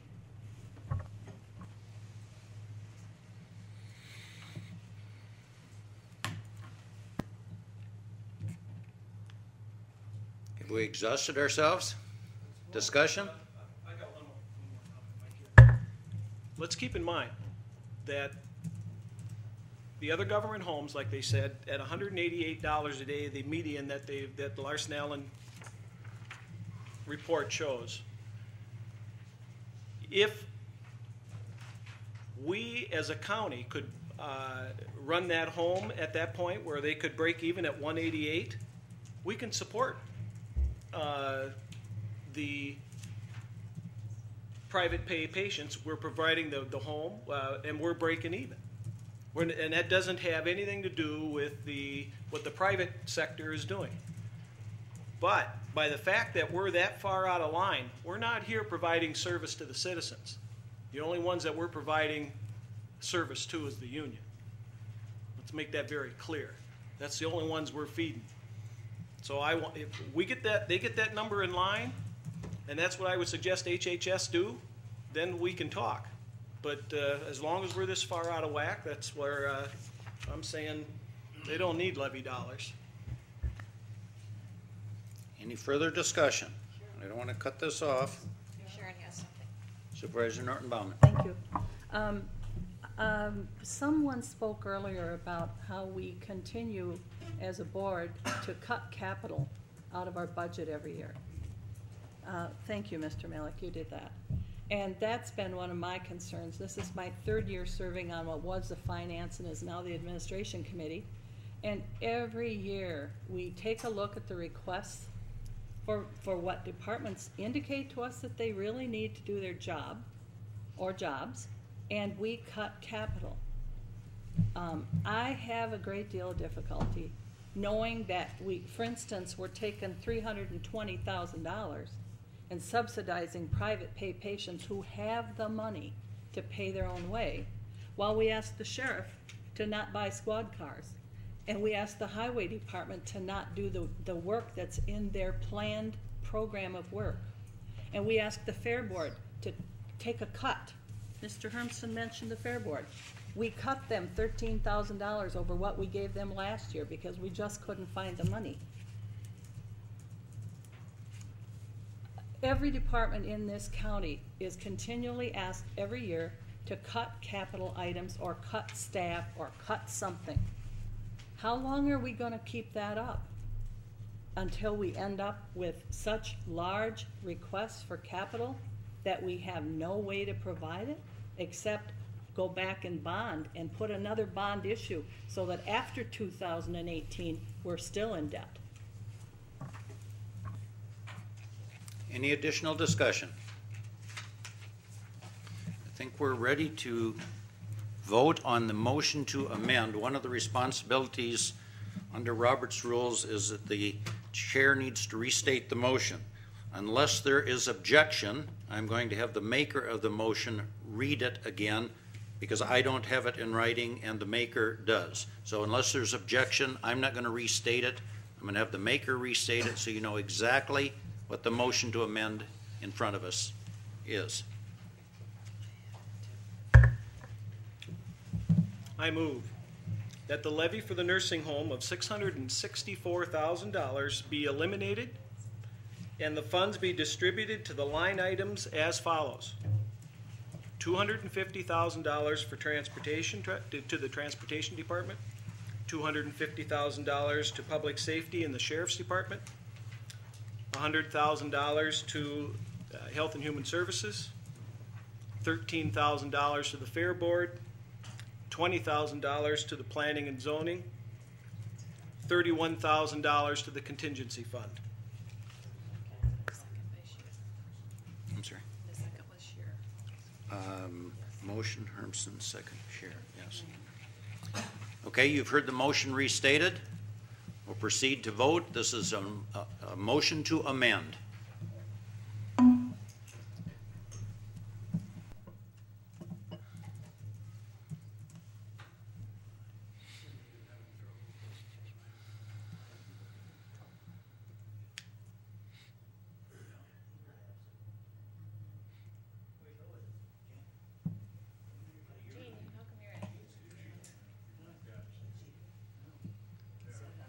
If you keep it down, Gene, it tends to work better if it's on the flat surface. Yeah, and now press the buttons.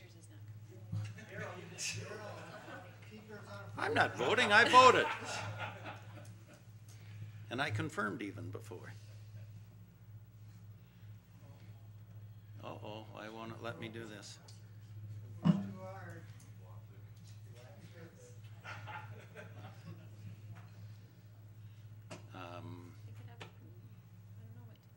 Pick it up after I just did. Get it on the side. Well, I can tell you it's not taking it. What if I vote yes, or if I no or yes or something again? Yeah. Do it again? Do it again, yes. There we go. Ah, there is the problem. Everybody's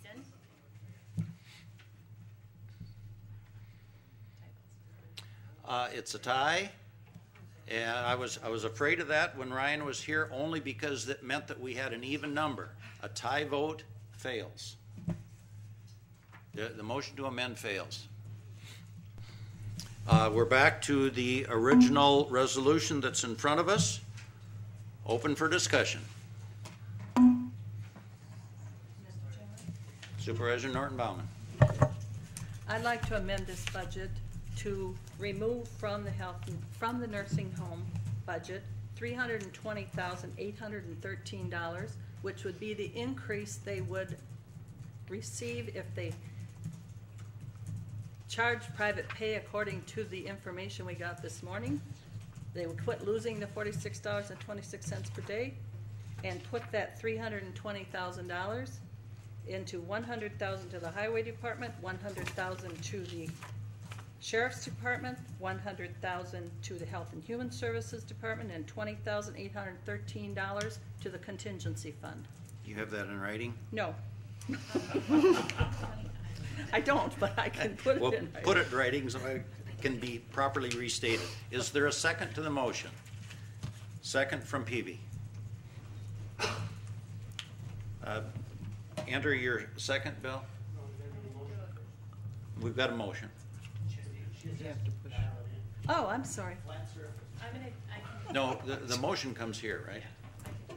So, Second, you don't, I didn't do anything. You don't. I didn't think Motion so. comes here, second comes there, then we're into discussion. Motion to amend, discussion, Supervisor Marzoff. Thank you. Sharon, could you just repeat the motion, please? Sure. Do my best. I move to amend this budget to reduce the levy to the nursing home by $320,813 and give those dollars to $100,000 to the Highway Department, $100,000 to the Sheriff's Department, $100,000 to HHS, and $20,813 to the Contingency Fund.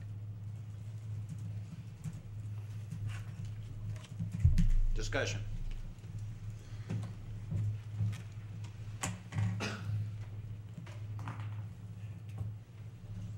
No discussion. Well, I do have one. Supervisor Malik. Same question occurred to me before. I think in technical basis, the nursing home is a part of Health and Human Services. So I wonder whether the sense of the motion is that the 100,000 to HHS is intended to not be reallocated by the Health and Human Services Board to the nursing home. That would seem to be the spirit or the intent of the motion, since it's keyed to what is perceived to be the exact amount of the private pay underfunding, if you will. So the motion doesn't say it, but I suppose a reasonable interpretation would be that that's what's intended. Response from the Yes, maker. yes, my intention would be that the Health and Human Services Department, exclusive of the nursing home, would have access to that $100,000.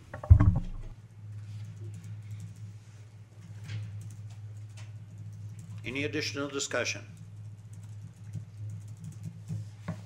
Since I do not have this in writing, I'm going to ask the same request. We're ready to vote. Would you reread the motion so that we know the amendment that is in front of the body? Yes.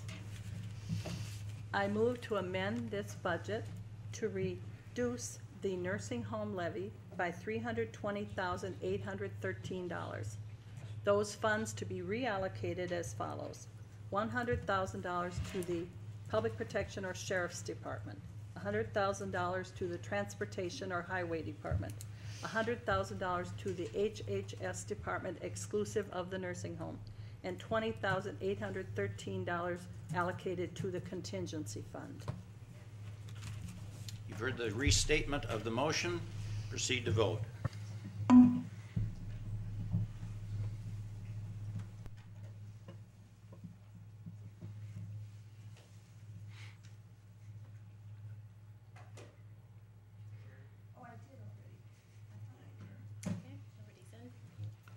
Go ahead.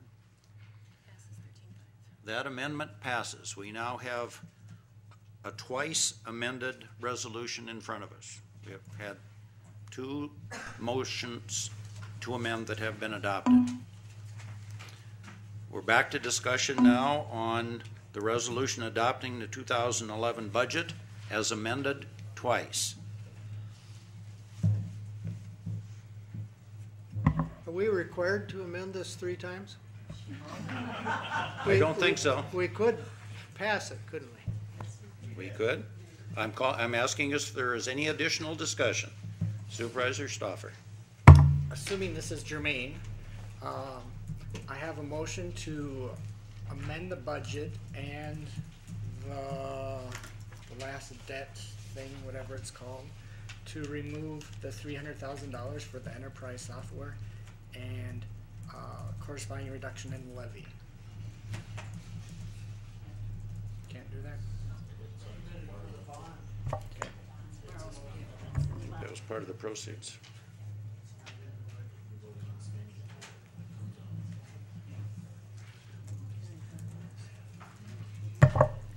Supervisor Stoffer, you will have an opportunity in the future to cast your vote concerning the actual spending of those dollars. They're in the bond proceeds right now. Any additional discussion? Supervisor Wentz. I would like to ask that we amend the budget, and now that we have received $100,000 into our Health and Human Services budget, that we restore the one position that has been cut from Health and Human Services budget, which I was unaware of until last administration meeting, after the meeting, and what was never brought up to our board, that we were going to lose a position at the health center, or at the Health and Human Services, and I would like to see that position restored now, and I think that amount of money, I'm not exactly sure, but I think it's 82,000 something. It would be something in the financial department. Is there a second? Second, Horn. Motion Wentz.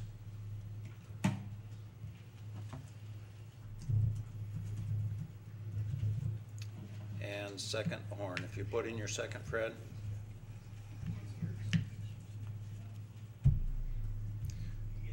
We have a motion to restore a position with the funding source being the revenue availability that just came from the previous amendment. Discussion on the motion in front of us, which is a motion to restore a position.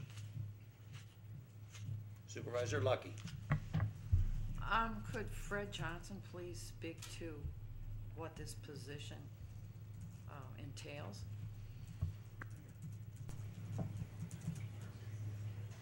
Or maybe Michelle could do that. Or together, maybe they could do that. Who wishes to respond? Yes. All right. Through joint discussion with Mr. Johnson, understanding the reorg that's occurring because I'm now in charge of the finance positions up in New Richmond, and knowing that he needed to come up with a dollar amount, we identified a position that through the reallocation will go down drastically. And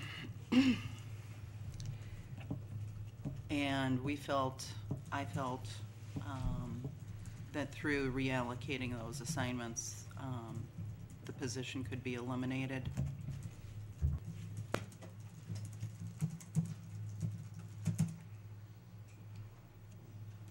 Supervisor Malik. The title and the duties of the position? The employee hasn't been told, but it's the accounts payable supervisor position that is being eliminated unless it's restored. Supervisor Marzoff.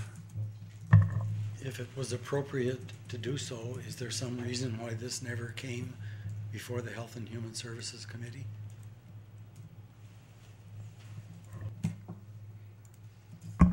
I believe these things were discussed, despite what Supervisor Wentz said, in generic form as to position reductions.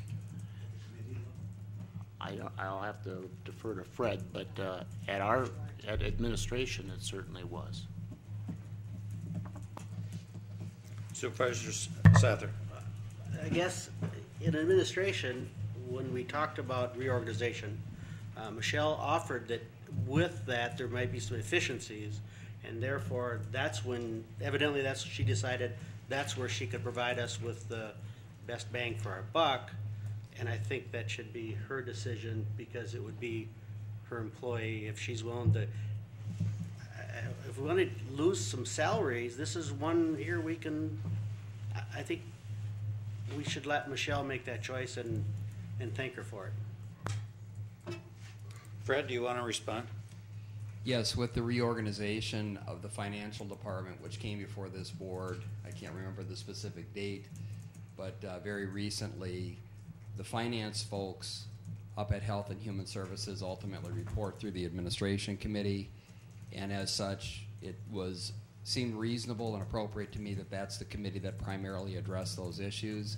What I had told Michelle all along, the process is that if I can still get the work done that we need, if it will create efficiencies through some consolidation of where our bills are paid and how our payroll is handled primarily, that I would be supportive of this type of change. Again, with the notion that we still get our bills paid and our payroll taken care of.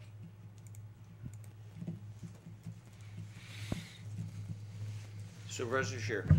It was my understanding when we split this money, and it was just the way that I interpreted the amendment, that we were going to use these funds to maybe cover the capital outlay that we cut first, and maybe that should have been stated. But I'd be very interested in making sure that any capital outlay that we cut would be taking care of that additional $100,000 before we increase salaries, and that would be with all departments, with the sheriff's department and the others that we talked about. That was the way I understood it.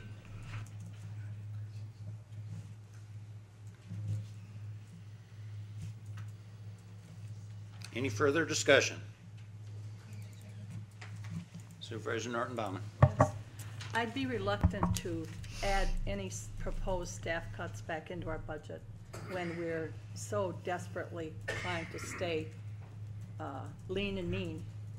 And if our finance director has said to us, which she has, with the administration committee that she believes with the reorganization and consolidation of finance personnel, the job can get done with one less staff person. I would intend to support her decision and hold her accountable for accomplishing the work. Supervisor Stoffer. Point of information, it was the August 3rd meeting where that reorganization took place. Thank you. Supervisor Hermsen. Thank you, Board Chair. Is the position requested, is that capable of being contracted, or is that a union employee? She's what? No, well, but the being requested. Is the position being requested, is that a, what request? It would be an add-back, Supervisor. It's a supervisor? Okay. Any further discussion? We'll proceed to vote. This is a motion to restore a position that is currently not in the budget. So this would be an add-back with the funds, the payment source coming from the previously allocated $100,000 that went to HHS. Please don't vote yet. No, Don't vote yet. there's no vote. Wait. We're still in discussion. Have I restated the motion clearly? Yes. Proceed to vote. Yes, James, do you have a question? I'm sorry. Hold. Discussion. So the position was moved to finance, and so this would be taking Health and Human Services dollars to pay for a finance person, or? No, These are finance positions that are currently serving the Health and Human Services, but through the centralized reporting structure, we're reorging. Yeah. Ready to vote? Proceed to vote.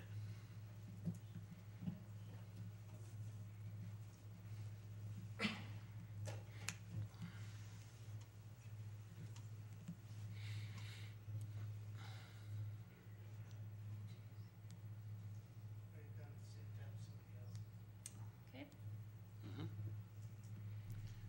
The resolution fails.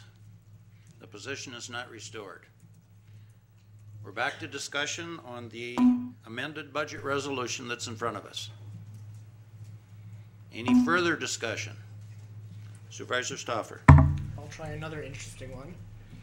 I move that the budget be amended, and this is what gets interesting, to sell the county farm, i.e. those lands in the New Richmond campus that are not used by, currently for buildings and such,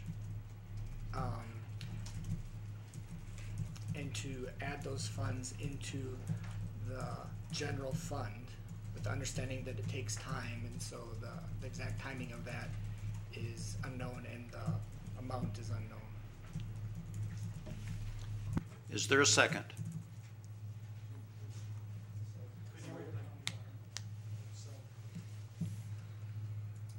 Ask once again, is there a second? I'll second.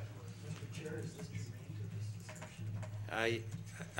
I would take it as germane, subject to any objection from any supervisor.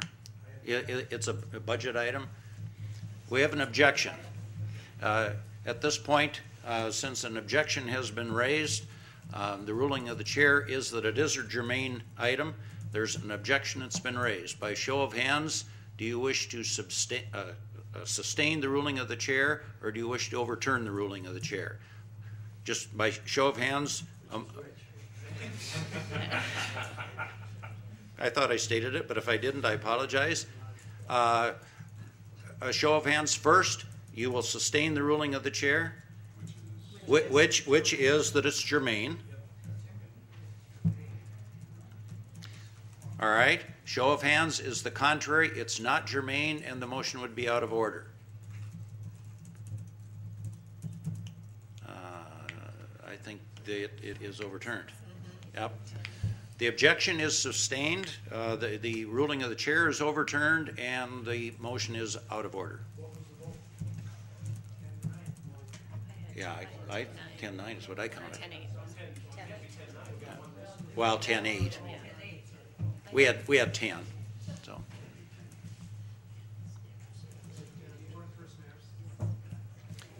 Supervisor Marzoff, you won. Don't overstate your case. We're back to additional discussion. Or a vote. I'm going to see if there's any additional discussion, and if there's not, then we'll proceed to a vote. Supervisor Stauffer. I'd like to reiterate something that Supervisor Norton Bauman said about our risks of having federal and state funds not come through as we expect, and have to come up with those funds ourselves. And that's one reason I think that we shouldn't have taken as much out of the reserves, because I have a feeling we're going to need those for compensating for the state and federal reductions. Just to follow up on that, I'd like to say that maybe that's a discussion we need in the future.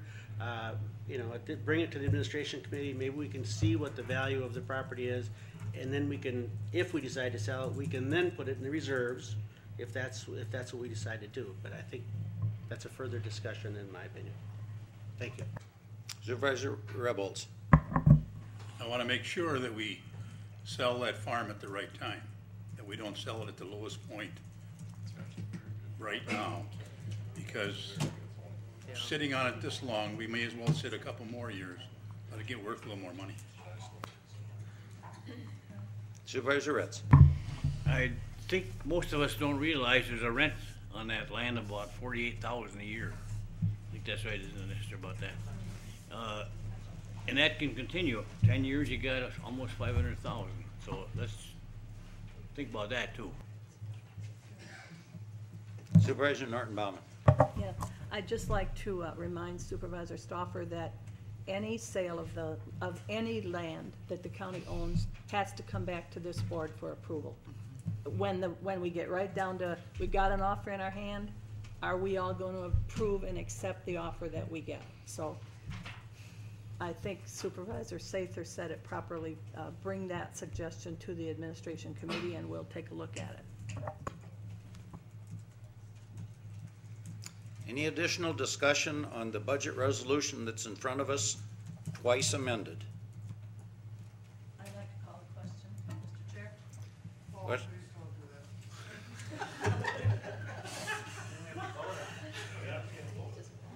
Well, I'm going to take that informally unless there is an objection. Calling the question is a motion to end debate. I'm not going to do this formally unless there's an objection. I will take that as we are ready to vote. Seeing no objection. Yes. Take a minute because we have to go back to the original motion. And the original motion was Ritz, second Schrank. Alfie, could you second? Could you second? Put your second in, Elfie. We're back to the original motion, twice amended. We've had two amendments that have passed, and they are implicit in what you're now voting on, which is the resolution in front of you with two amendments. First is the amendment that is the halftime position in emergency management. That had a figure of $28,322. That would be a reduction of expenses. The second amendment that passed is the amendment to remove $320,800, 800 something, 813, $320,813 from the levy amount that goes to the nursing home and allocate those dollars in four separate categories, and you have it still in writing. Refresh your memory. Highway, sheriff. Yeah, who else has it? HHS. I do. HHS and contingency fund. 100,000. It's 100 to health insurance services. You're up more to speed than I am, then I didn't have it written down. 100,000 to highway, 100,000 to the sheriff's department, You have it? 100,000 to health and human services. Clerk has it. And $20,813 to the contingency fund. Clerk has it. So from that standpoint, we still are Our resolution has several amendments, 2 amendments in it, but as I indicated, it's still a net sum game. So the amount that we are voting on is still the amount to be levied,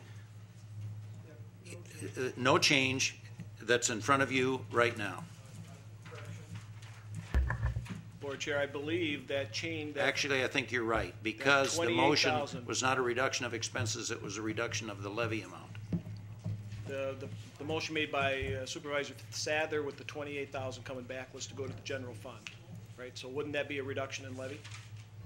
No. I don't think so, no. No, but wait a minute. That wouldn't be a reduction in the levy. We still have to levy the amount to put it out. The levy would stay the same. We'd still have to levy the same amount.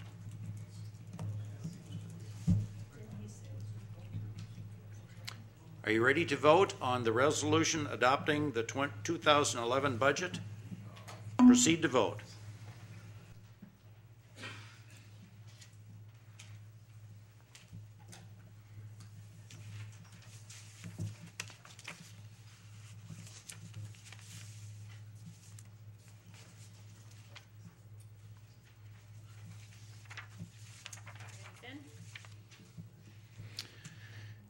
And the budget resolution is adopted, 13-5. We'll proceed with our next agenda item, which is the resolution to refill the chief deputy position. This resolution comes from the administration committee. Is there a motion from a committee member? Second. Motion Norton Bauman, second Wentz. Enter your second, Esther. Oh. Sorry about that. Not yet. Not yet.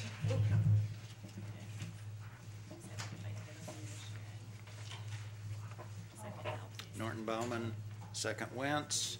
And discussion. Supervisor Malik. The only thing about this, and I realize this is the first time that we've been asked to approve a position under the soft hiring freeze, and I will support it as I did in the administration committee because it is the first time, but I don't think it is very well explained what the pros and cons of filling the position are. And I contrast that with the next one on our agenda where there is a memorandum from the judges and the probate office. All that I have seen is this resolution provided to us to pass today, which in very skeleton summary form explains that the committees have approved this. It does not get into the impacts of any alternative consideration, like what would happen if the chief deputy position were left open for 1 month before it was filled. Why is it critical that it be filled immediately? So as I say, I'm going to pass it, but I'm apt to be more skeptical the next time one comes forward if there's no supporting memorandum with it that explores in some detail the pros and cons. Chair will inquire if there is any member of the Public Protection Committee that wishes to respond to points that have been raised by Supervisor Malik. This is where it started. The review then came to administration and is now here in front of the county board. Any member of Public Protection that wants to respond? Well, I think what they were looking at was the length of time once the sheriff has, the chief deputy, if he's elected, there's a period of time in there, and they're looking at the process of how long it takes to fill that position again, and that's why they're looking at trying to get that moving now. Does that make sense? I think that's what. Any other comments? You could comments? talk to Tammy. She had some input on that when we were talking about it. Supervisor Norton Bauman? My understanding of this when it came to the administration committee is that because we as a board don't meet in November, that it was critical that we take this issue up today so that the hiring process could get started after our now chief deputy becomes our future sheriff. And obviously, that's a given. I think somebody writes in. Oh, I take it back. I take that back. Somebody might write in.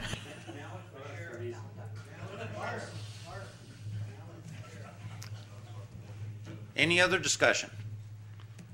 If not, I think we're ready to proceed to vote.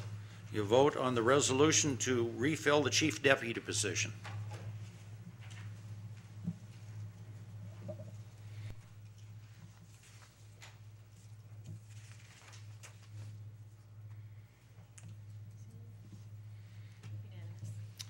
And it passes unanimously. The next resolution that's in front of us is a similar situation. It's a resolution to refill the deputy register and probate position. Chair will entertain a motion from any member of the administration committee or any supervisor. Yes. I don't mean to limit it. Motion from Supervisor Wentz, second from Supervisor Sather.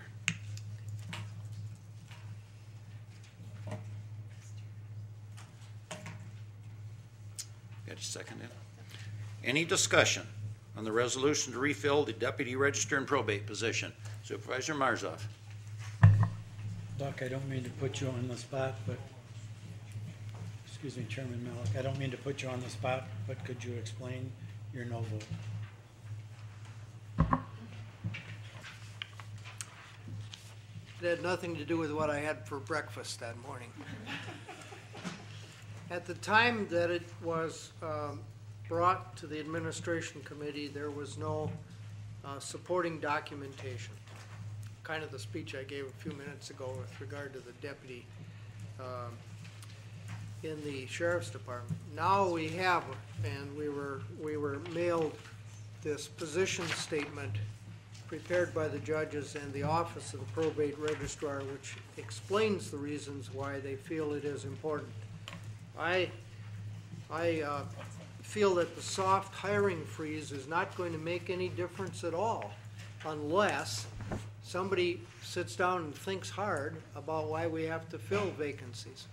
Because if we just routinely fill them all, we might as well save the paper and not bother with a soft hiring freeze. So at the time this was before the committee, there was no justification given except an oral one that Judge Needham and the probate registrar came and explained their reasons orally, not in as much detail as we have now in this memorandum. And I strongly urge all parent committees in the future to have an analysis made. And in particular, I think it would be helpful as I send an email to Tammy so she can give guidance to department heads when they're writing this kind of memorandum.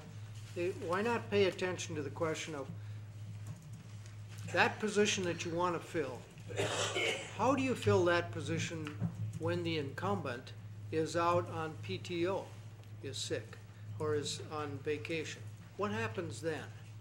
Okay, why can't that happen in the future for a couple of months until you fill this position? That's what would be one way to think about it. Is that adequate explanation? Any further discussion? Supervisor Stauffer. I'll try another one. I move that this be amended to be a half-time position. That's the extent of the amendment. Is there a second? I'll second that.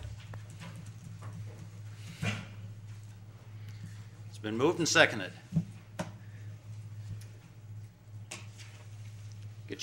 Wait a minute.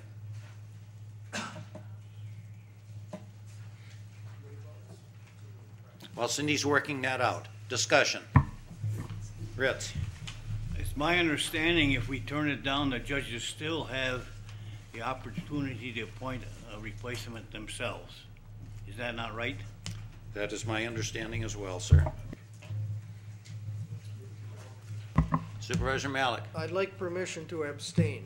I don't have a very large law practice, but what I do have occasionally takes me into the probate office, and I suspect there's a sort of conflict of interest there. I would not want any of my clients to get a better or worse service as a result of my vote on this motion. May I have permission to abstain? I respect that. You have permission. Discussion. Supervisor Stoffer. The reason I brought this up is in reading the position statement, there were very good reasons to have the deputy, but it looks like it's a backup and overflow, so it seemed like it was at least something to bring up, to ask whether it's needed full-time or half-time could fulfill the needs of the office. Any additional discussion? Supervisor Hermsen. Could finance or someone help the board understand what the cost ramifications would that would be for a halftime position? May I ask a more general question? If the judges can appoint the position, do they have the ability to appoint a full-time position? So regardless of what this board decides today, it's almost not even germane then, is it? I'm agonizing over that.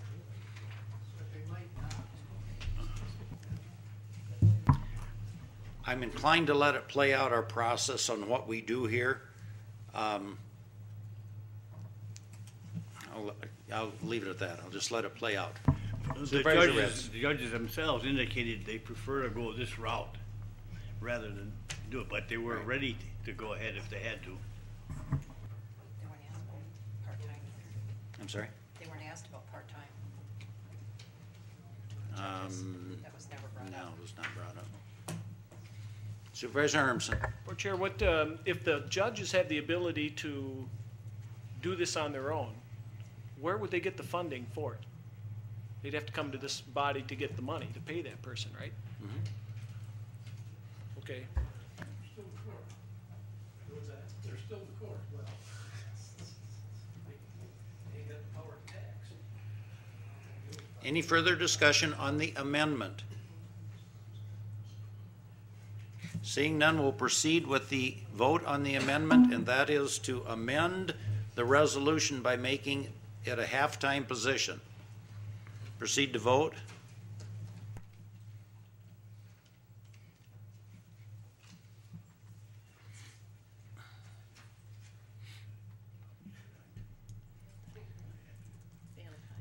The amendment fails. We are back to the resolution in its original format. We need to get the motion and the second back in it. Any further discussion on the resolution in front of you? Seeing none, I think we're ready to vote. Lauren, you need to second, please. Ready? Go ahead and vote.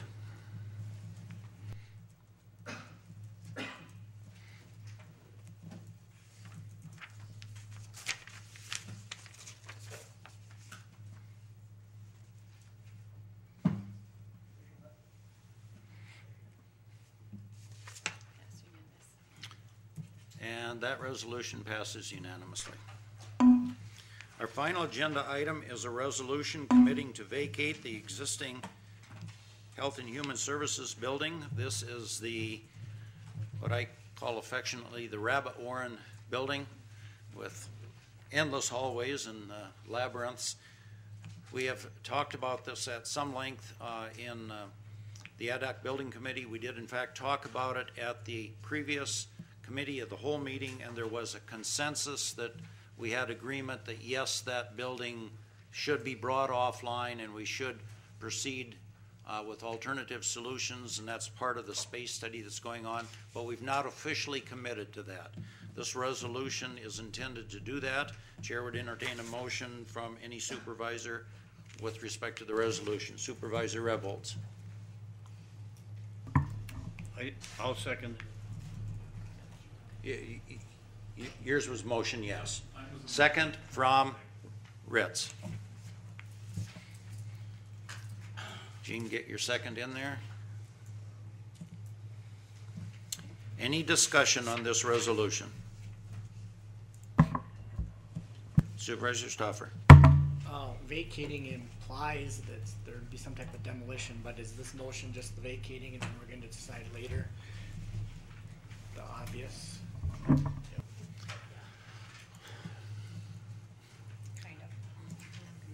All of the above, probably. It really is trying to draw, I should not be speaking to this. You speak to it. Yes, this resolution is simply, comes from our committee of the whole meeting where we had a consensus by raising hands that we as a board were wanting to vacate this building. This is simply putting it into written form so that we all know and the future boards know what the intention of this board was as it pertains to the HHS building. And do you have a bulldozer? Any additional discussion? Seeing none, we'll proceed to vote.